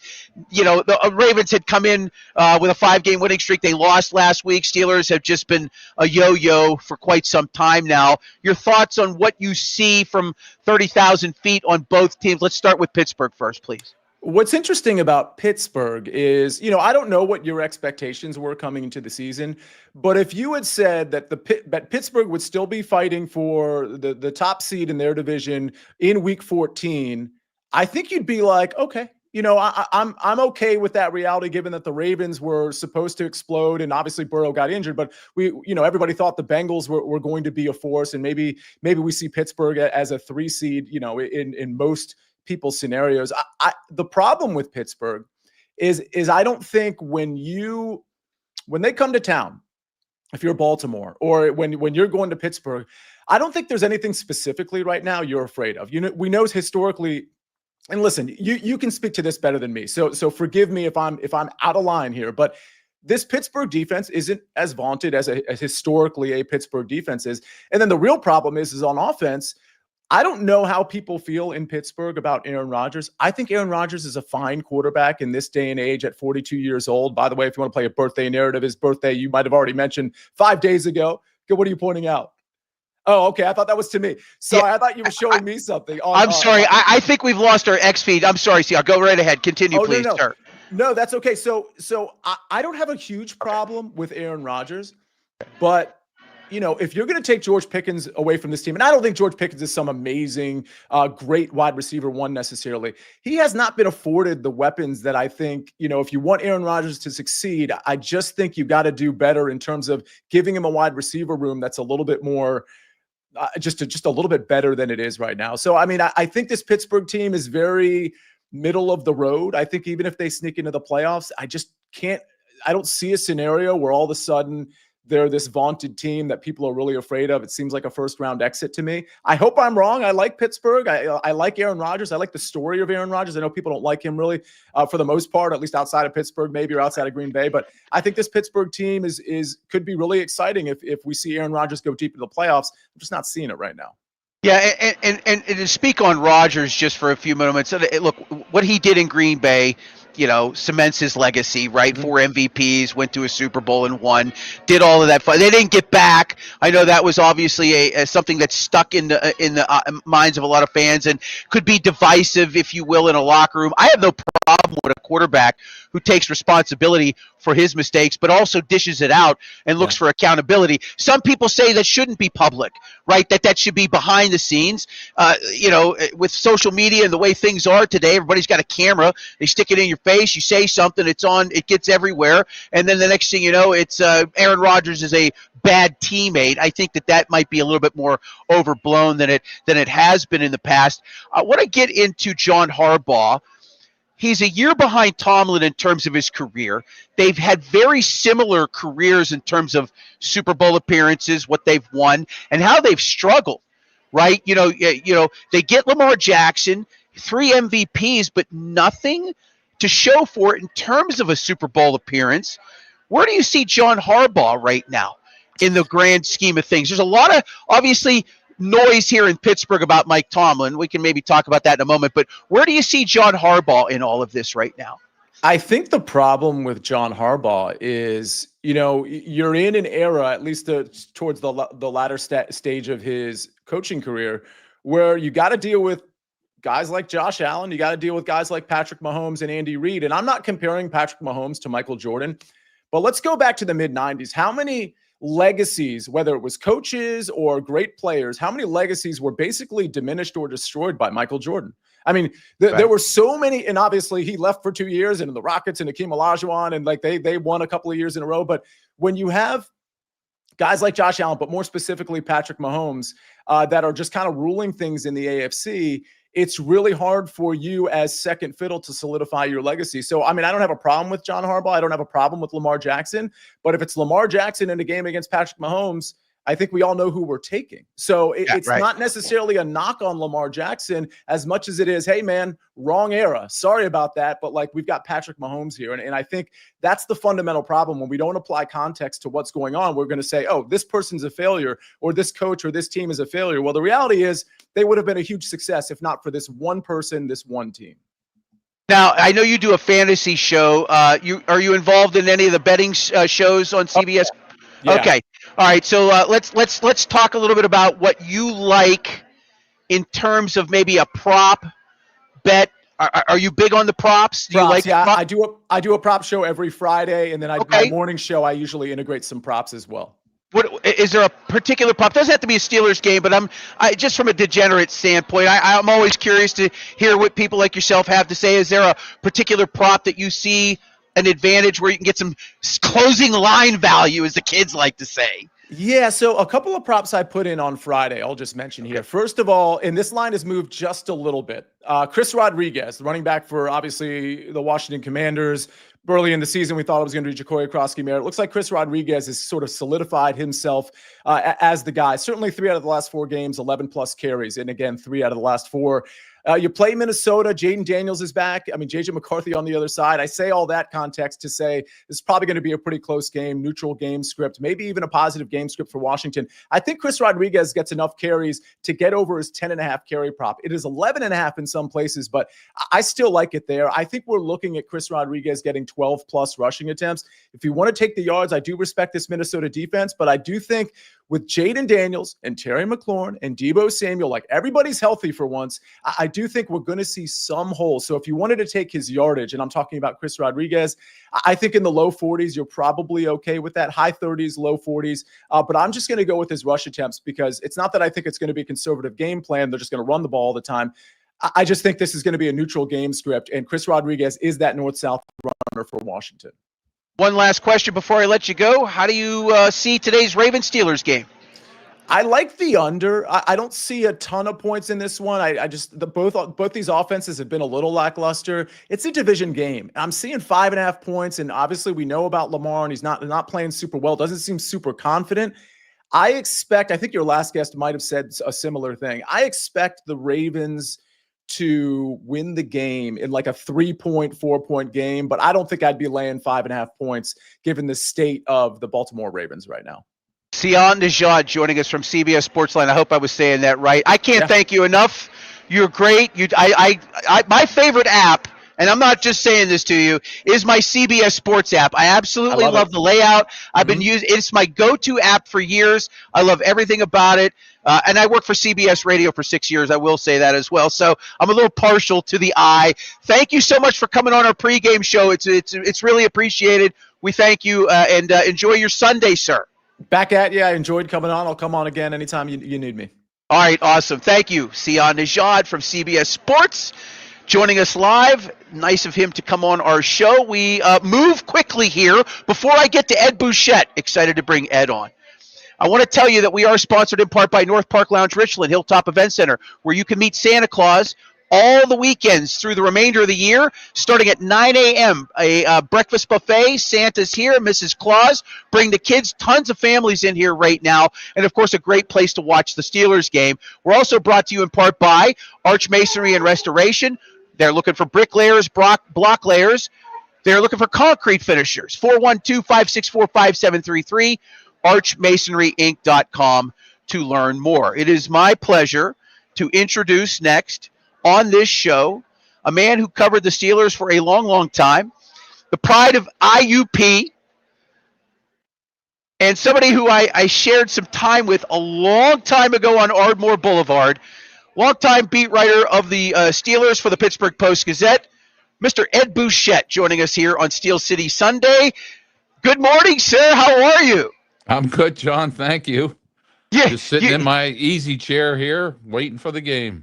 There you go. I was talking about the lineup back in the late 90s. Not that I include myself in it, but you, Bill Hillgrove, Myron, Doug Hirth. This is going back to like 97, 98 when I was Tom McMillan. Tom McMillan back there in the mid And then '90s. Jerry Dulac. Jerry played a role over there for a little while as well. There were some heavy hitters over there back in the '90s. That's for sure. Bruce Godden. Bruce, I produced his show over in '94 and '95 over on Semple Street. He was. I talked about him earlier in the year. You worked with him. He ran Dapper Dan Charities He hired for me, John. Oh, did he really? Yeah. Did he really? Yep. God, he was. I will say that, and I'm dabbling in print right now, writing for the Trib, but I had a good time covering the Riverhounds this year. It was really enjoyable. Him and my time with Sam Nover, most enjoyable parts of my career. I mean, I worked, obviously with, a lot of good people, yourself and some others, but Bruce taught me a lot. He was hard. Like he was a hammer lot too. Yeah, he was a hammer. But I understood why as I got older and into the career further. Why? Because it mattered. Being right mattered. It was a lot of people want to be first, but Bruce was really about being right about things, and I learned a lot from him. That's an interesting tidbit. I didn't know that he had actually hired you over at the PG. So you're not covering the team anymore. You're relaxing and enjoying yourself. Thoughts on this current version of the Steelers, sir? What do you think after 12 games? It's hard to think a whole lot about them, John. They've been all over the map. They upset some good teams. They caught the Patriots at the right time, that's for sure. And they lost to some teams they probably shouldn't have lost to. But I don't think they're going anywhere, that's for sure. I don't think they're going to win a division. It's the only way they're going to make the playoffs. Right now, I think they're 8-9. 9-8 is probably what they're going to finish with. They got Cleveland at Cleveland. That's not going to be a gimme. I think Miami at home on a Monday night will be. And if they could come up with a split on this, there's 2 games with the Ravens, that's probably the best they can do. I don't know. It's just as the year went on, they've gotten worse, which is kind of how they've treated the last several years. Yeah, unfortunately, and they've got a game against Detroit on the road that's not going to be easy as well. I forgot about that one, John. Yeah, that's 2 weeks down the road, but yeah, that's sandwiched in there as well for them. So yeah, getting to 9 wins is going to be a tall task. Is this the hottest it's ever been for Mike Tomlin? I think it is. Just want to hear what you have to say. Yeah, I mean, he had to overcome an 0-4 start. What was that? 2012 or 13 when they lost in London to Minnesota. Yes. I that's as low as I've seen him. I mean, he was sitting on a stool in a locker room after that game in London and looked up at me and says, "How are you doing, Ed?" It's the only time I've ever seen that where he was in a locker room and just BSing with a reporter. Never after a game. I mean, especially after a loss, you know what I mean? That's the only time. So he's been down before.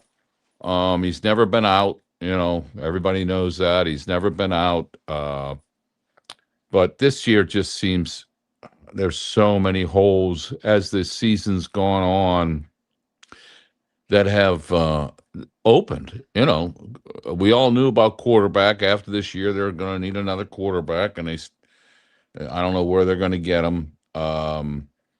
Their defense is just falling apart. I mean, they signed that Slay kid for $10 million, and now they cut him. Yeah, it's just one thing after another with that defense. Next year, what are they going to do? Cam coming back? Is he going to be able to do it again? TJ doesn't seem to be as good as he was a couple years ago. And they gave him all that money, so he'll be around. I just don't, the corners aren't very good. They're paying that safety a lot of money to do what? I don't know. I just don't think they're a very good team right now. Yeah, they've definitely struggled. And it's funny you mentioned Tomlin. He had to have respected you to speak to you because he has a bit of a disdain for the media in some capacity. I'm trying to be polite and politically correct here. I will say this. You talked about maybe a low point that you saw for him. we had that post game presser on our post game show with Jerry DePaula and John Fedko for the Indianapolis win. He looked relieved. Like, I haven't seen Tomlin look like that in a long. I don't know if ever. Like, the nonverbal was what really spoke to me. It wasn't so much what he was saying, but just the look on his face. It's on YouTube. The Steelers have a YouTube channel. I'll just never forget that. We actually grabbed that for our post game, and I even remarked in that post game show, I've never seen him with that kind of look of stress. It was relief. You know what I mean? But it was like a tense relief that, I can't believe we got out of here with a victory. And so, yeah, I'm sure he's feeling it just a little bit. How much of this, and let's start with the defense, how much of this problem that they're having is with the players? Because you hear a lot about scheme, right? The Steelers run the same schemes. They're easy to play against. How much of this is actually on the players? TJ Watt disappointing, Cam disappointing, Slay disappointing, Patrick Queen disappointing. How much of it is on the players wanting it more or producing more or giving more effort, do you think? John, it's almost always on the players. I mean, you could have a terrible coach here and there, and one of the things people point to is Canada as the offensive coordinator. But most of the time, if you're not playing well, it's on the players. Unless there's stupid decisions here and there, and you can go back to maybe the decisions weren't very good when they signed some of these guys.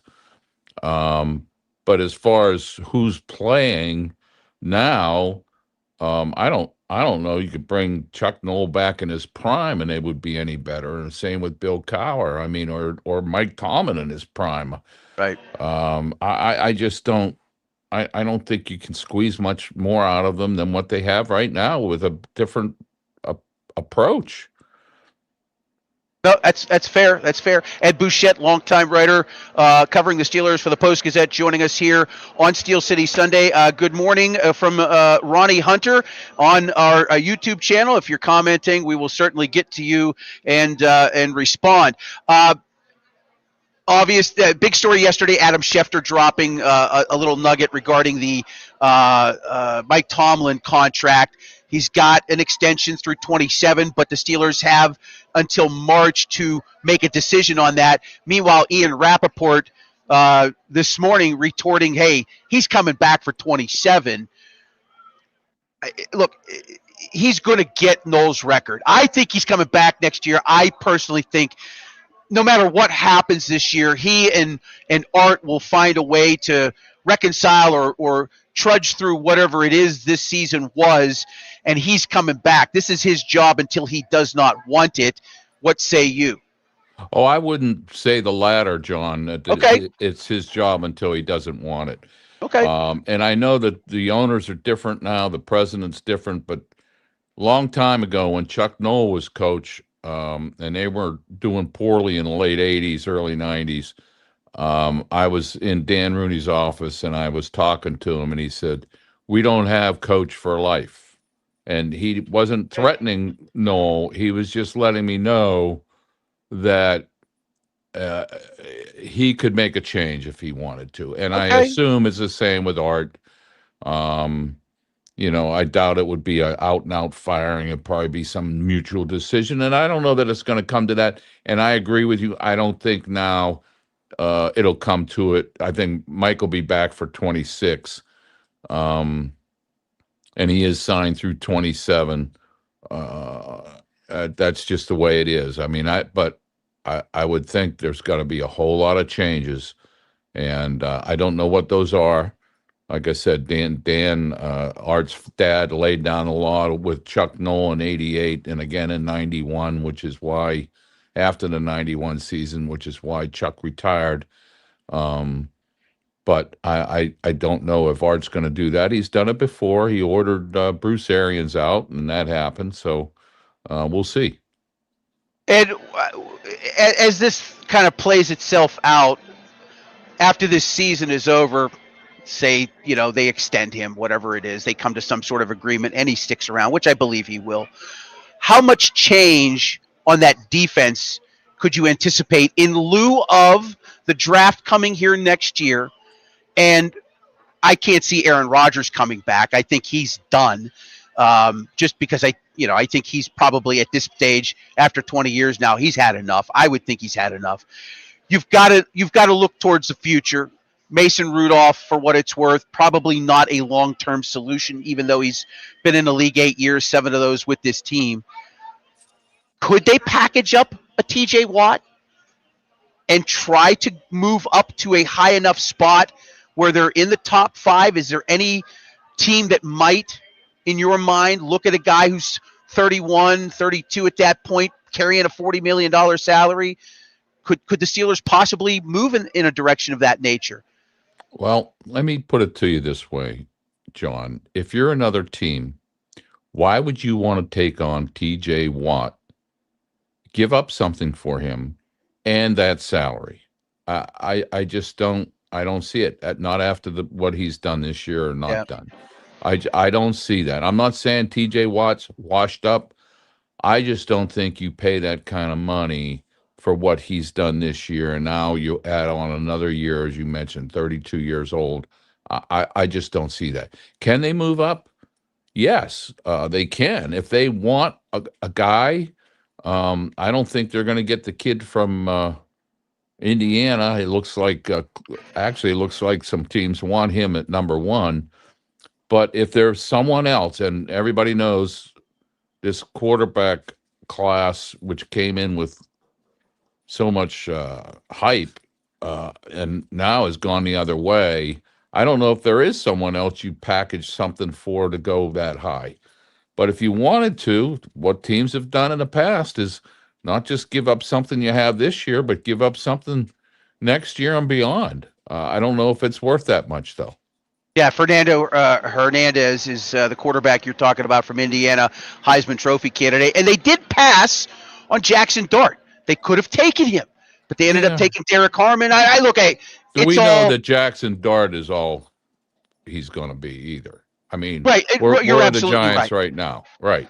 Right. There's only so many Patrick Mahomes that come across in a first round. There's only so many Ben Roethlisbergers. That's right. Lamar Jacksons. You're absolutely right. Who they passed on, by the way. Yeah, no, Lamar right. Jackson. Hindsight, and they passed on. Yeah, no question about it.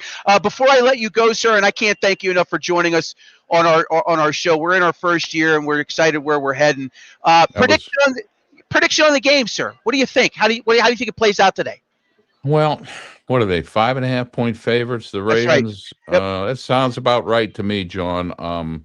I think the Ravens are going to win. I have no idea what the score is going to be because it's just, are the Ravens going to commit 5 turnovers again? Right. Or are the Steelers going to give up 1,000 yards rushing today?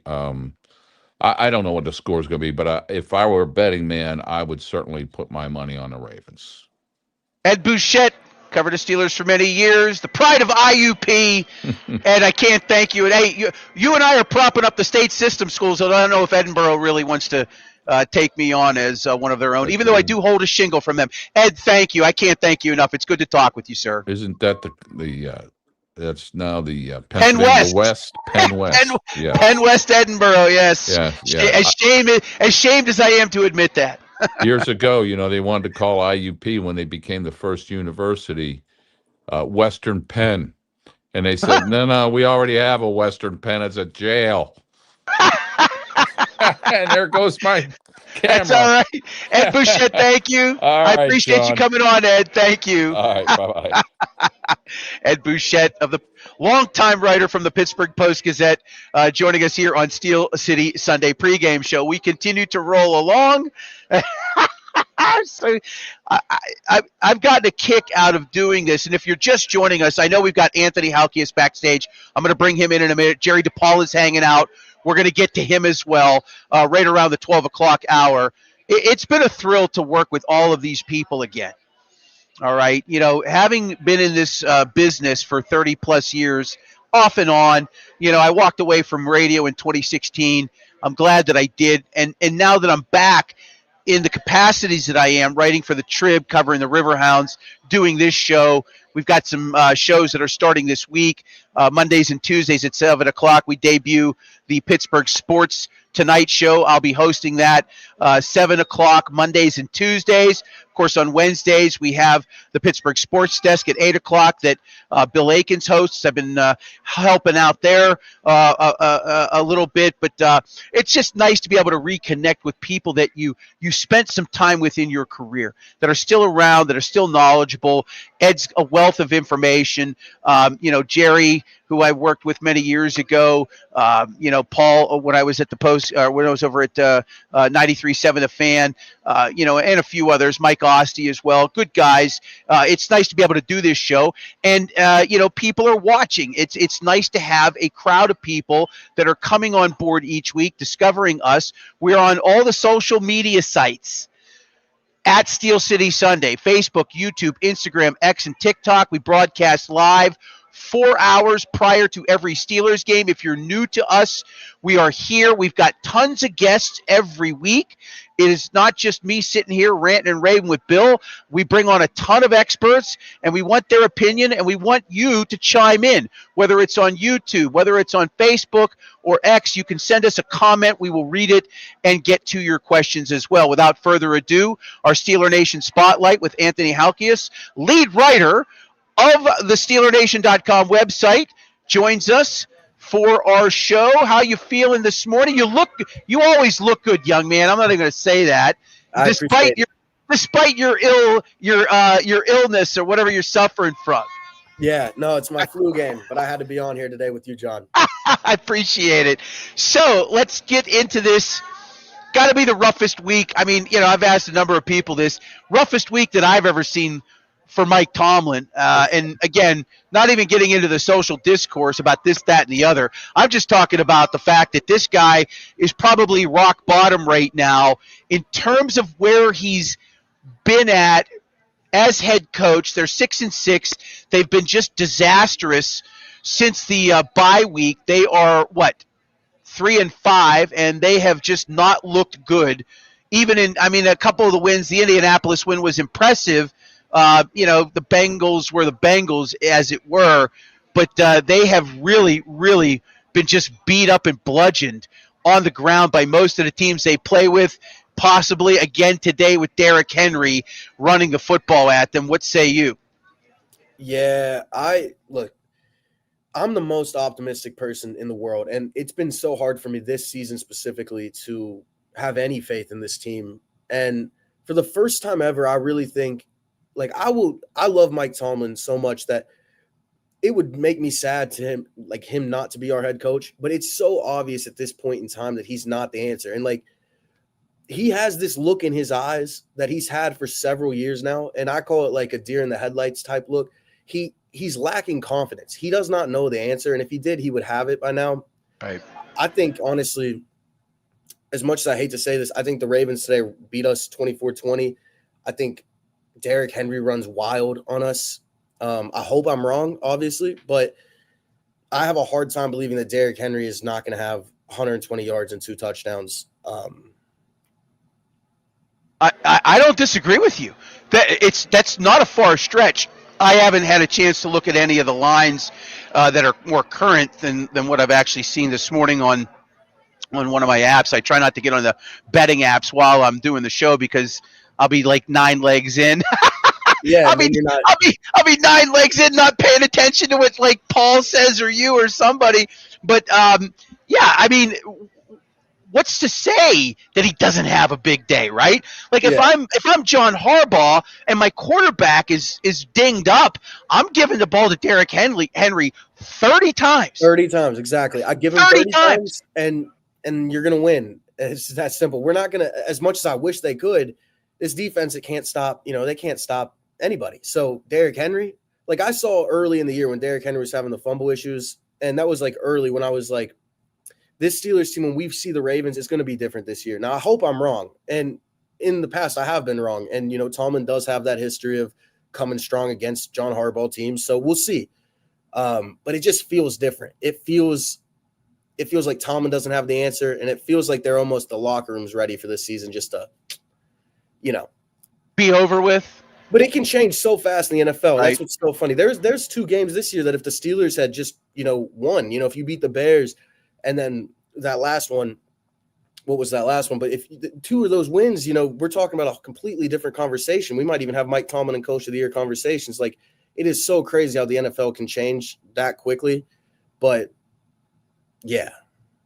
Yeah, no, Buffalo last week. I thought the Cincinnati game was the one that really got away from them. Cincinnati. The Cincinnati game. I didn't. This is my first time. This is how checked out I am. I was traveling home from New York City, and I was watching the game on my phone in the car, and the Wi-Fi was going in and out. For the first time ever, I was like, I'm good. Like, I'll watch the highlights later. That's right. It killed me. I've never done that, but that's how. And I'm optimistic, John. Right. No, and that's, well, you're young. That's why. I was optimistic once too, and then reality set in for me. But that's a whole different story. I will not get into that topic at this point in time. Anthony Halkias of SteelerNation.com joining us here on our Steeler Nation Spotlight. You can go check out their website, SteelerNation.com. One of the better ones out there, the ag sites, if you will. There's several good ones.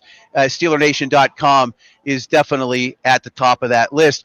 Let's get into the fact that Aaron Rodgers is probably 5 games away from retirement. He's probably going to have a cast on today. The defense, for what it's worth, I'm not saying this is the Ravens defenses from a few seasons ago, but they can still get at you. Again, he's one hit away from just, like last week, he got hit. They had to take him out for a series, right? He came back in, but didn't produce anything. That was actually when I turned the game off. Is that right? Okay. I was going out Rudolph through the pick. Through the pick, and it was bad, and they had to hurry, I guess, Aaron back onto the field.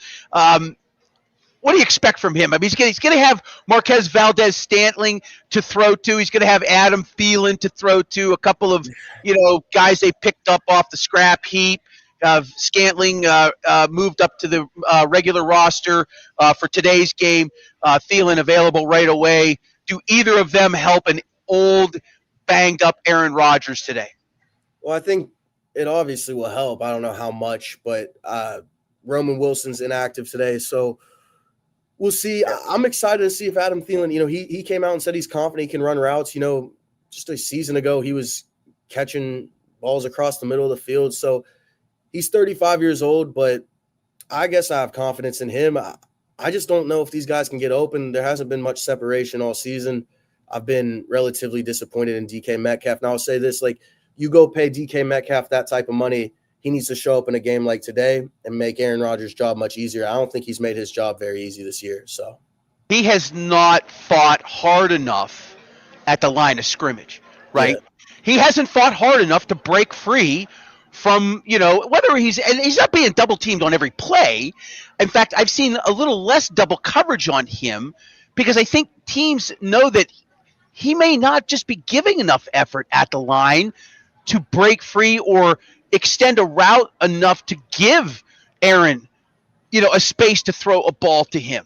And as Ed Bouchette had mentioned, and I think this has been said before, it really does come down to the players and their effort, right? I mean, it's a fair statement. The players have to be accountable at some point in time. Yeah. No, I agree. I have a hard time ever questioning DK Metcalf's effort per se, but I'm watching it. You know what I mean? So it's confusing to me. I always thought he was that type of player that would just, no matter what, 0 catches, 0 targets, just ball out. But well, he caught passes of 31, 80, 25, 39, and 24 in the first 7 games, and nothing longer than 19 yards in the last 5. So. Yeah. Something's happened there with him. Good stats, by the way, Bill. Yeah, something has happened there with him, is sure. Just another minute or two with Anthony before we let him go. And again, I just looking at the numbers. Yeah, I mean, Calvin Austin just in 10 games he's got 26 catches. God, you mentioned Roman Wilson in 12 games, just 12 catches. So yeah, they have been a bit disappointing. Not that you should be expecting 40 or 50 catches from each of them, maybe some more production, but both have been disappointing to say the least. And look, obviously Arthur Smith favors not just Jonnu Smith, but he clearly has favored Darnell Washington more, so much that they have demoted Freiermuth, who is second on the team in yardage with a 298. Which is crazy, right? Why couldn't they move Jonnu Smith into one of those outside receiver spots and mix Freiermuth in there a little bit more? But it's been a weird season. It's been a really weird season. That's why I say I've lost so much faith, and I don't have any optimism because it's just like you're saying. It sounds too obvious. Why are they not doing it? They must just not know how. So. Right. Fair enough. All right, one last question before I let you go, young man, and thank you for sending me the parlay of the century via text. I will be looking at that here in a few minutes. Prediction on today's game. What do you see happening at M&T Bank Stadium, Anthony? Okay, let me think. I really love coming on here and just being optimistic, but I'm gonna stick to my guns. It's 24-20. Ravens are gonna win today, unfortunately. I think Derrick Henry runs wild. I think Aaron Rodgers has kind of a tough day back there. I do expect Jaylen Warren to show up. I think Jaylen Warren's going to have a big game rushing, receiving. He's going to score. Derrick Henry's going to score. But at the end of the day, Steelers aren't going to come out victorious in Baltimore, unfortunately. Anthony Halkias of SteelerNation.com, lead writer for SteelerNation.com. He's been with the website for a few years now. Young man, thank you. It's good to have you back on the show. We hope to see you next week. You will. All right, awesome. Thank you very much, Anthony Halkias. Yeah. All right, there he is. Good young man. I like him a lot. I like everybody that's on the show has a different perspective. That's one of the reasons why I mix it up with young and old. It's just I think it's you want to have those optimistic young minds. Sometimes we got Jerry DePaula, who is still young at heart, joining us here and wearing his Avonworth Antelopes hat, the Antelopes PIAA champs, first time in school history. Good afternoon, Mr. DePaula. Oh, we got no volume from Jerry. Let's see where the volume is. We'll find him. He'll be there in a second. That's all right. I think that's him right there. Oh, no, you're not. Nope. Figure out the audio here in a second. I will tell you while we're at break here, we are brought to you in part by North Park Lounge Richland, Hilltop Event Center. There you go, Jerry. Thank you very much. And that's okay. Also, Arch Masonry and Restoration has been a sponsor from day one. Arch looking for concrete finishers, block masons, brick masons, and labor help. 412-564-5733, archmasonryinc.com. All right, Mr. DePaula. You'd think I know how to use this microphone by now, you know? You're right. I am an old guy. Hey, we all are. We all are. I wanted to say it was good to see my good friend Ed Bouchette. Ed's a great guy. The dean of NFL writers. Ed and I spent many time in that old media room down there at the stadium. It was good working with next to him. Yeah, no, Ed. I mean, yeah, just a pro. You know what I mean? Just a pro. And again, I go back almost 30 years ago to my time on Ardmore Boulevard, over 30 years when I was producing at the time in the mid-'90s. And, it's nice to connect with guys like that because they have such a well. You have a well of knowledge. You have a 30-plus years, 40 for him, almost, maybe even longer than that, before he decided to, call it quits a few years ago. It's great to get that perspective. For our show, especially as we're so new and, trying to build an audience here. Mr. DePaula, good afternoon. How do you feel about today's game? Let's start there. Just some easy thoughts coming out the gate after the week that was in Steeler Nation. Well, after a long day of watching football, shout out to the Antelopes and to my grandkids who not freshmen on the state championship team. But the two games last night were great, too. The Big Ten, the ACC championship game, very interesting. So I had a lot of thoughts going through my head, John, and I was thinking that today's game, Steelers and Ravens, hey, the Steelers might win today, okay? But so what? If they win today, they're 7-6. This team has not shown the ability to have sustainable success. They've beaten the Colts, they've beaten the Patriots, and they've lost to a lot of other teams that aren't that good, and they have no run. They have no run defense. The quarterback has a broken bone in his wrist, and he's 42 years old. The receivers can't get open. Their best receiver, who's making millions and millions, with $30 million or whatever. Yeah, that's right. He can't get open. He's not making the plays they need. But again, they may win today. But you know what? That's not good enough. They have to win, I think, for the last 5 to give fans and themselves the confidence they can do something in the playoffs. But if they fall short of that, I mean, 3 out of the next 5, what are they? 9 and 7? You know, what's that? My math is right. No, 9 and 8. Yeah, 9 and 8. Sorry, right, 9 and 8, and that's horrible. I mean, you know, they don't look like a playoff team, and much less a team that can win a game in the playoffs. But again, they may win today. You know, they may shut down Derrick Henry for a while because that's the way things are. I think I listened to Anthony before, and he was talking about he doesn't think Mike Tomlin has a clue. I think Tomlin, has a clue of what might work. But at this point in the season, December the 7th, what can you do? You can't. They went on the waiver wire. They picked up 2 guys off the scrap, 2 wide receivers off the scrap heap, and they put Roman Wilson inactive today. That's a bad sign. Here's a guy who was drafted to be your future, biggest game of the season, and he's inactive because of 2 guys who haven't done anything, for a couple of years. So I just have a bad feeling about the rest of the season. But I know what? A good feeling about today. I think they're going to lose, but I think they're going to make it competitive for a while. Yeah, we hope that they make it competitive. I think a lot of that, to be quite honest with you, is going to have to do with 2 things: how they handle Derrick Henry and if Aaron Rodgers can throw the football. I mean, they're going to, look, their running game last week against the team that was 30th in the league against the run was tepid at best. I don't even think they reached 80 yards rushing last week. I'd have to go back and look. I don't think they hit 100. I know they didn't hit 100. They were awful last week. I don't even think they hit 80 last week. When you look at their schedule, the teams that they have lost to since the bye week, the Packers, who came in here and handled them, at the Chargers, better team than them. Green Bay, better team than them. At Chicago, better team than them. Buffalo, better team than them. So, you would have hoped that maybe one of those 4 you could have picked off, and they didn't. Don't forget about the losing to the Bengals. Yeah, right. The loss on the Thursday night game when they were up early and in control. The Bengals winning the division. They're not winning the division. I don't think they're going to go up. I think they'll be competitive today. I don't know. I don't think they'll win. I think Buffalo is.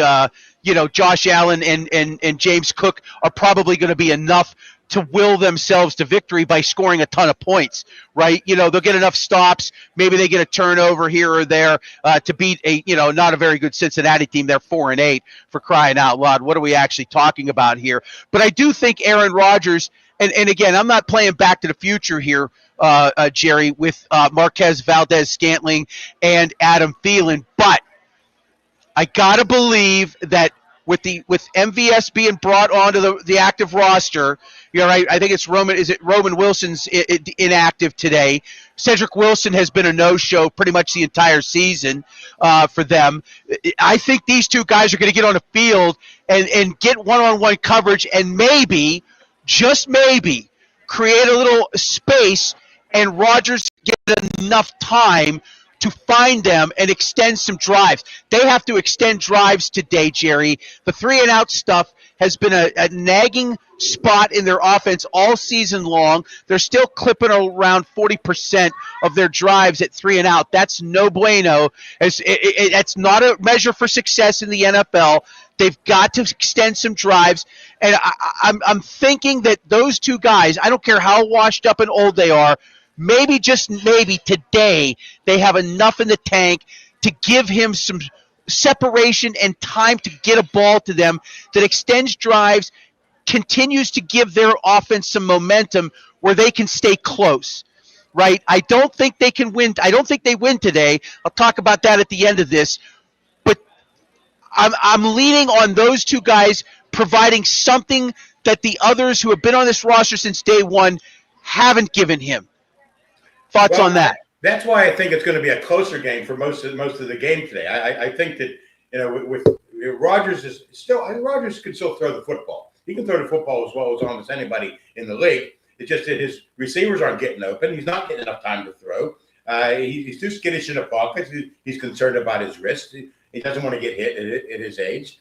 But I think they'll run the ball a little bit today with Gainwell and Warren, and they'll hang in the game. I can see this game. You always ask for a score, John. I'm thinking 23-17 Baltimore with Baltimore, maybe 24-17, breaking a 17-17 tie with a late touchdown. That's my prediction right there. Okay, fair enough. Go ahead, Bill. Jerry, I wanted to make a point with you and get your take on it. So they haven't had a 20+ yard pass since week 8 against the Packers. It's amazing, isn't it? Isn't it? I mean, it's staggering. You read that and you're just like, wow, like what? Yeah. And then we've talked about the big play option in DK Metcalf all season, right? The first 7 games caught passes of 31, 80, 25, 39, and 24. Nothing longer than 19 yards in the last 5 games. I mean, last week was just terrible offensively for the Steelers. Just couldn't get anything going. What are they going to do to get an offensive spark going here, Jerry? Well, he's supposed to be big play DK, right? And he's been small play DK, right. For most of the season. Early in the season, he was okay. He's the kind of guy that can run after the catch pretty well. But what they got to do, I think, is protect Rodgers a little bit better.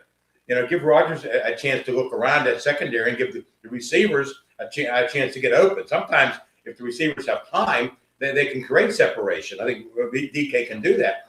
But if Rodgers is running for his life and Broderick Jones is out for probably the rest of the season, so the offensive line is not going to be getting any better that I can see. Maybe run the ball. Run the ball well early in the game. Will open things up later.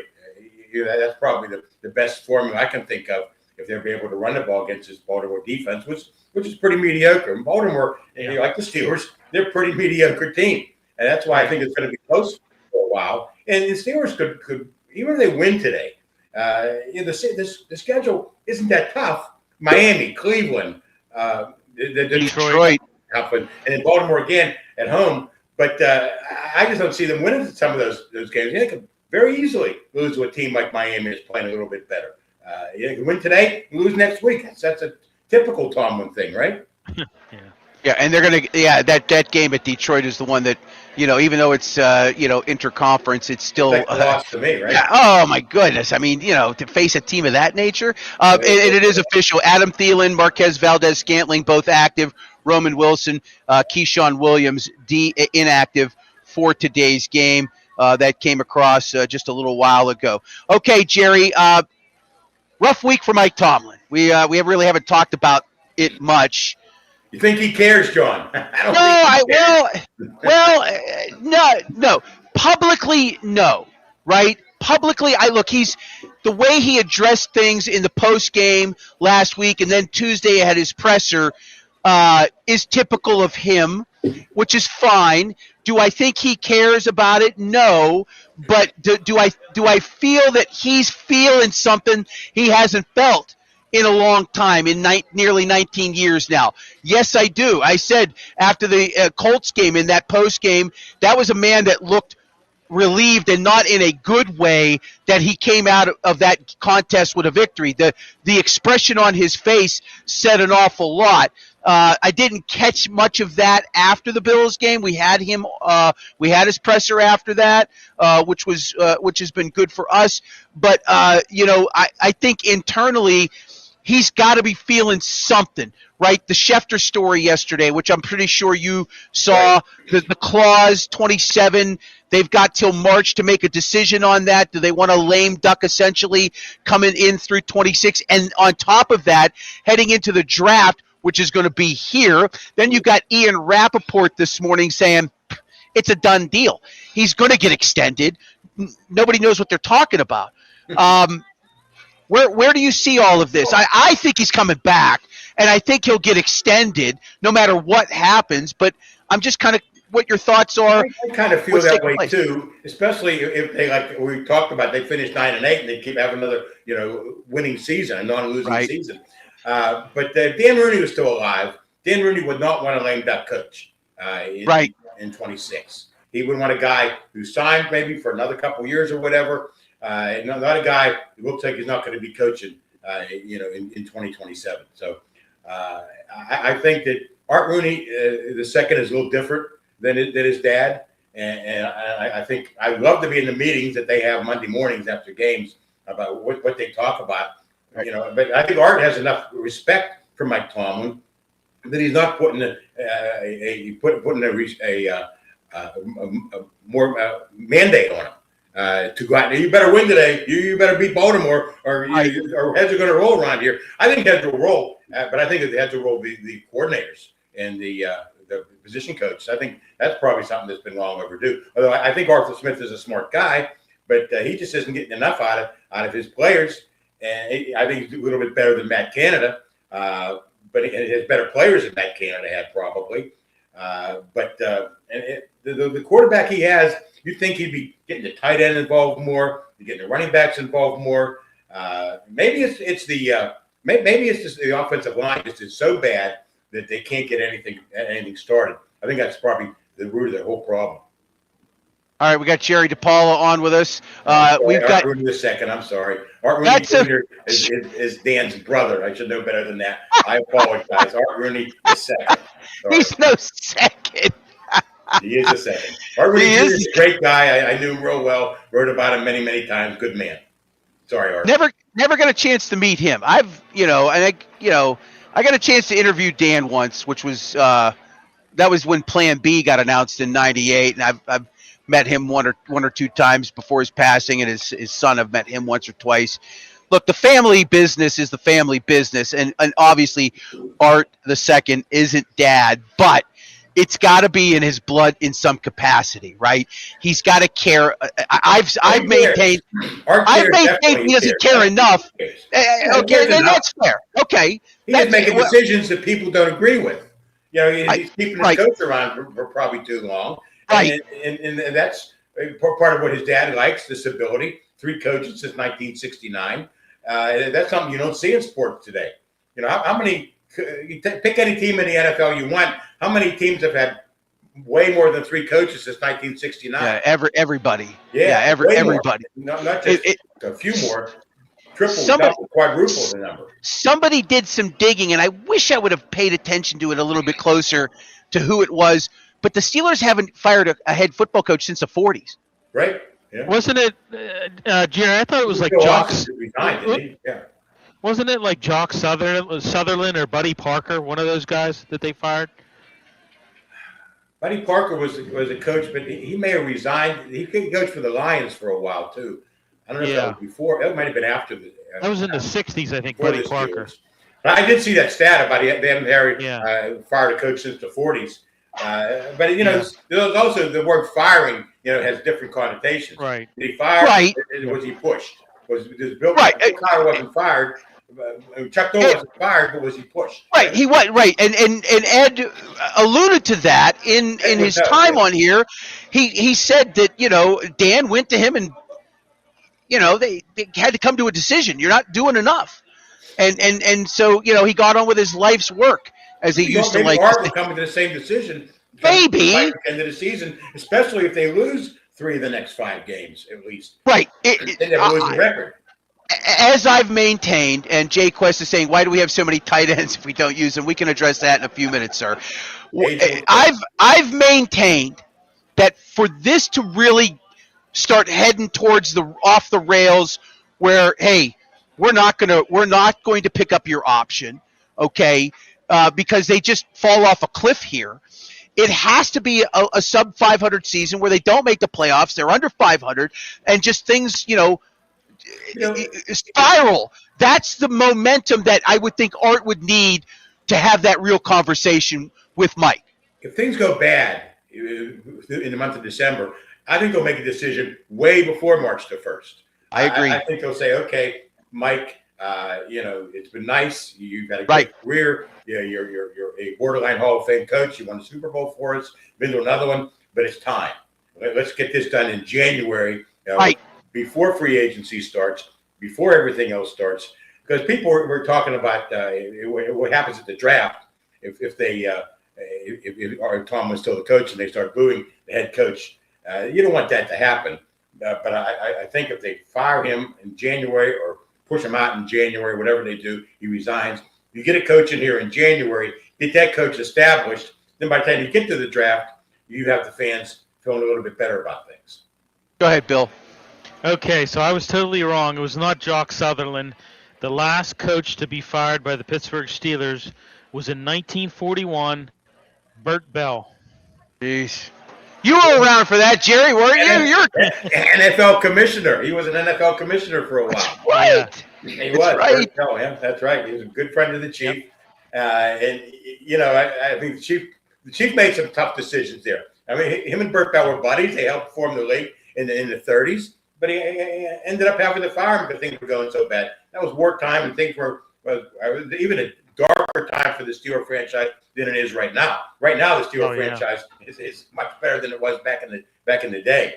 Right. But yeah, you're right about Bert Bell was probably the last coach to be fired. But again, I think Chuck Noll was pushed. I think that he was probably ready too. You know, I think he was ready to get on, like he said, with his life's work, and he did. Yeah, I agree. I think he saw the writing on the wall. I think Cowher, for what it's worth, had enough, had achieved the goal that he wanted more money, and I think they were willing to give him a lot more money. And he decided, I don't need this anymore. I can go do TV, and he's been great on TV. Everybody thought after he resigned that he would be back coaching in a couple of years. He's never even come close to being back coaching. You know, he loves it. So he lives in New York City. You know, he has his daughters close to him. He's having a great time on TV. He doesn't want the hassle anymore. But he was a great coach. Bill Cowher was a great coach who brought this team, you know, a lot of great memories, a lot of great games in a Super Bowl. Who didn't inherit a Super Bowl caliber roster? That's the other thing. People say that Mike Tomlin inherited Bill Cowher's players. Well, yeah, he did. But you know what? He coached them. He did. Them. Yeah, he got to give him some credit for winning that Super Bowl. I'm not saying. I'm not saying that he didn't help lead that team to a Super Bowl. He was a big component of it, without a doubt.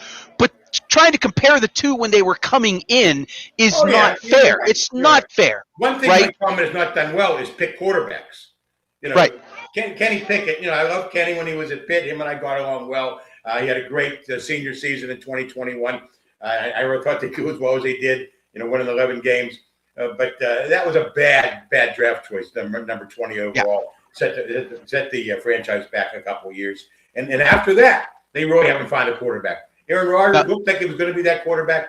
Halfway through the season, it's starting to fall apart. So we'll see how the season ends. Maybe Rodgers will rally. I don't think he will because I think that risk is still a problem.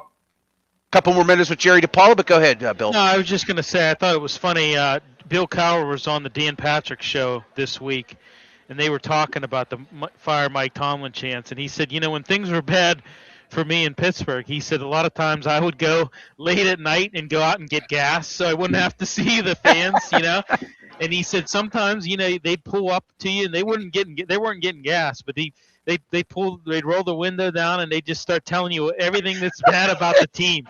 You know, and he said I just would take it and listen to it and say, yeah, you're right. Yeah, that's a great idea. Get out of my face. Under his breath, get out of my face. You know? Yeah, it was funny. He said one year, it was in the off season. He said they used to go, him and his wife and kids used to go in the off season down to this vacation spot, and it was an island down in, I think it was in North Carolina. And he said one year I shaved my mustache, and he said I go down there, and he said they didn't recognize me. He says somebody come up and said, hey, you know Bill Cowher's on this island. They say he's on this island. He said, really? He said, wow. Yeah, he said, I can't believe that. You know, he didn't shaved the mustache. He didn't recognize him. So I haven't heard that story in years. I remember that story. Yeah. The one thing I'll say about Cowher, he was a good, strong family man. His kids, his three daughters were always around training camp. And I remember this vividly many, many years ago. My daughter and his oldest daughter are the same age. And we took her to an indoor soccer game one time. And I walk into the facility, and I was leaving for Houston that afternoon for a game.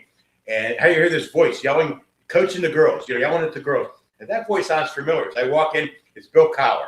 He wasn't coaching the team, but he was off to the side encouraging the girls. And I talked to him about it later. And, he asked how my daughter did. And he's really, I got to know Bill fairly well, not as well as some other people.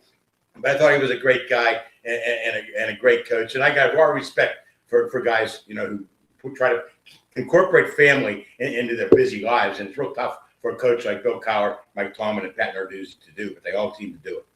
Well, I got to say one thing. I can't give them a pass on one thing, and that was when the Penguins won the Cup in 2009.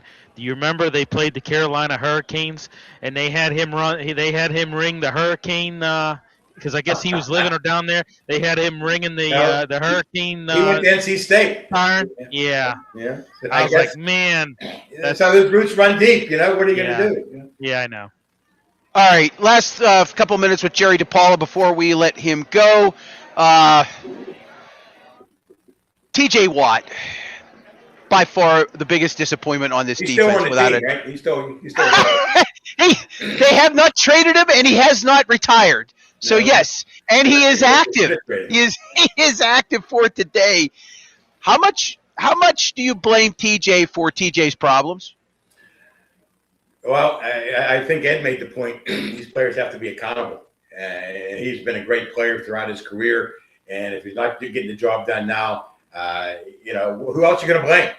You can't blame his coaches. He's a pass rusher. He should be able to beat those blocks, those chips, and those double teams if they come. And he hasn't been able to do it. I think he's been an okay player. He hasn't been a bad player, but he's not a splash. He's not making the splash plays that Tomlin talks about all the time. And I think for a team like the Steelers, they have so many other problems elsewhere. They need their stars to step up. Guys like Watt, guys like Hayward, guys like Warren, guys like Rodgers, DK Metcalf. Those guys aren't stepping up and making the big plays they need. And if you're going to beat Lamar Jackson today, who's maybe a little banged up himself, you got to get him on the ground a couple of times. And who better to get him on the ground than TJ Watt, who's one of the best pass rushers over the last 10 years in the NFL. But he hasn't done it yet. I mean, what's he have, 6 sacks already? Is that what it is, John? In 12 games? One every other game? That's not enough. You should have 12 by now, at least one per game. A game-changing play. He's made a couple game-changing plays, but not enough. That's why they're 6-6, and headed maybe towards 6-7 today. But Watt has to be accountable for the way he's played this year. You can't blame anybody else but TJ Watt. That's $6.57 million per sack, sir. Not a bad deal if you can get it. Not a bad deal indeed. How much do I get per word on this show? A lot less. Let's just say that. But you're worth every penny, Jerry. John, it's my pleasure to be on with you and Bill. You guys are the greatest. By the way, secretly, your wife is negotiating for a raise for you already. I'll just let you know that. I haven't seen a dime of it. She has the Venmo locked up, and everything. Did John send the $50 today every Friday? Oh yeah, it's there. Oh, okay. Well, what'd you do with it? Oh well, I did this, I did that. It's a little 6 a.m. surprise to everybody. I try to get it out early to people. All right, everybody that knows me says, "Oh, you must be making a lot of money. You got sponsors." I'm like, no, I'm not making anything. I'm paying it all out because I need good talent. Paying for talent, good talent, is important to me. I do it for free, but maybe I shouldn't tell you that. Yeah, no. Listen, nobody works for free in our line of work, right? At least, that's what I was taught a long time ago. All right, before I let you go, you have anything else for Jerry? Prediction on today's game, sir. I think I said a little bit ago, 24-17. It'll be 17-17 in the last minute of the game. Here come the Ravens, trying to win the game, maybe set up for a field goal. All of a sudden, Lamar Jackson drops back to pass, maybe from the 24-yard line. Watt looks like he's going to sack him, misses. All of a sudden, Jackson gets out of the pocket, runs for a touchdown, 24-17, game over. Jerry DiPaola, the best. He will be joining us in our post-game show. Jerry, I would think we'll probably be done around 5 o'clock today, just so you know. That's Sounds what good. I think. Sounds good. I'm looking forward. I'm gunning for him. I absolutely love it. Thanks, Jerry. Thanks, You're the best. Jerry. Okay, gentlemen. Thank you very much. Enjoy the game. All right, Jerry DiPaola, longtime writer at the Pittsburgh Tribune Review. He's covered basically everything you can cover in sports here in this city over nearly a 40-year career. Bill's breakdown, and then we will wrap this puppy up. Bill, your thoughts on today's game? Well, I can't tell you that I'm not worried about this game because I am. Just judging on what the last two games have been facing this Ravens team. Henry 162 yards and 24 carries, and then in the playoff win, 186 on 26 carries. So, you've got a banged up Lamar Jackson, hampered by, a plethora of injuries, hamstring, ankle, toe, knee, So are you going to have to maybe worry less about him running? Maybe. I do agree with Jerry, get TJ Watt needs to take advantage of a hampered Lamar Jackson, sack him, put him on the ground. I don't know. As I said before, they held the rushing leader Jonathan Taylor to 45 yards. Yeah. A couple weeks ago, Right. Number 2 rushing team in the league, the Bears, you hold them to 99 total rushing yards. So, it can be done. They can, but Derrick Henry's, I don't know, he's just kind of a different animal, and the last couple games have not been good. But I don't know. I still could see them winning this game. Strangest, this is like a Tomlin-esque win. Well, yeah, his back's against the wall. Nobody's predicting them to win, right? This is where he's at his best, quite frankly. I don't disagree with that. Well, who said it that they could see them winning this week and losing to Miami next week? I forget who we had that said that, but that's so true. This has got 2017 written all over it. Yeah. I think it does. Mm-hmm. It's either a 3-touchdown blowout by Baltimore or it's 20-17. Yeah. I'm leaning towards 2017. I think Baltimore's going to win this game, which means the Steelers are going to win. I've been horrible. I haven't even gone back and looked. I just know. Like the last 9 weeks, I'm wrong every single week. Take that information and do what you want with it as we are about to wrap up the show. Again, thanks to the North Park Lounge, Richland, and Hilltop Event Center. They have been fantastic to us all season long. We are here live every single Steelers game, 4 hours prior to kick and immediately following. Roya Topics 2025 on YouTube. Something tells me the defense is going to have a strong showing, so we talk about how if they play like this, they can actually be dominant. Then next week, it's a roller coaster. It's a roller coaster. Ronnie Hunter, Boswell kick for the win. Possibly. We haven't heard from Chris Boswell in a while, haven't we? Yeah, no. He's been there. And that's because the offense can't put drives together. Yeah. They can't put drives together. Yeah. Ronnie Hunter. They're not getting in field goal range. Right, because they go 3 and out 4 out of 10 drives. Yeah. And you figure on average in the average NFL game, you're going to get about 12 drives, right? 10 to 12 drives per game, depending on the tempo and, et cetera, et cetera. When 4 of your 10 or 5 of your 12 are 3 and outs, and then you got a couple turnovers, and then maybe you have a 3 and out with a field goal. Now all of a sudden you're at 8 of 12 drives with just maybe say 3 points. Very hard to sustain anything in terms of success when you're talking about that. I don't know how much the new receivers are going to help. I want to believe one of the two will make a good play to extend a drive, possibly get them in a position for a score. I don't know how much better things are with Aaron Rodgers and his injury. It takes one good hit on that left hand to render him useless for the remainder of the game. We saw it last week. He got hit enough against Buffalo where they took him out for a series, and then Mason comes in and promptly throws a pick, which prompted Mason to be taken back out and Aaron to be rushed back out to no avail. They didn't score any points in the second half of that game. He got cut on the bridge of his nose, too. And he looked like a pugilist who had gone 15 rounds. He looked, with Larry Holmes back in the early 80s, he looked terrible. Say what you want about his post-game spiel. I don't really care about that. Aaron Rodgers has reserved the right to say what he wants when it comes to what happens in a game. And accountability, we have a fundamental lack of accountability in society in general. I don't have a problem with the head coach or the quarterback saying something publicly. Hold players accountable. Well, If DK Metcalf isn't doing something right, he needs to be told. And maybe a little public shaming will get more production out of a guy like that. You can talk about today's modern athlete and where they're at mentally, and that's all well and good. But I have no problem with that. I have no problem with what athletes say in general, unless it's something that's so egregious.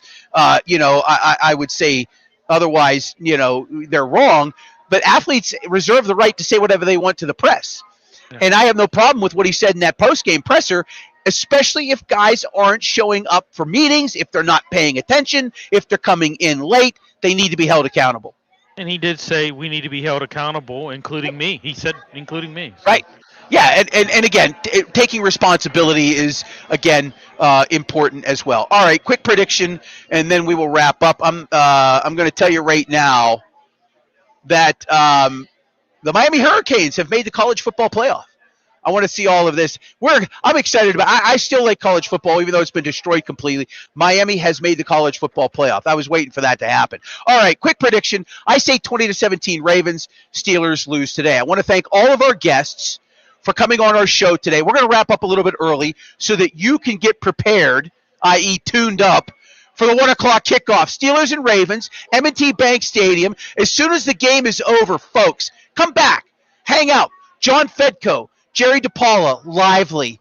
All right, post-game is always lively between those two. We'll have Tomlin's post-game presser. Bill will be working hard on that. Want to thank the folks here at the North Park Lounge Richland and the Hilltop Event Center. Want to thank the fine folks at Arch Masonry and Restoration for all their support. Of course, if you're a brick mason, block mason, concrete finisher, or construction laborer who is not working right now, Arch is looking for you. 412-564-5733, archmasonryinc.com to get back to work in the building trades. Again, post-game presser. We will have live reaction right here on X, Facebook, and YouTube as soon as the game is over. We will see you in a few hours. This has been Steel City Sunday Preview here on X, Facebook, and YouTube. John Phillips saying good afternoon and let's go Steelers.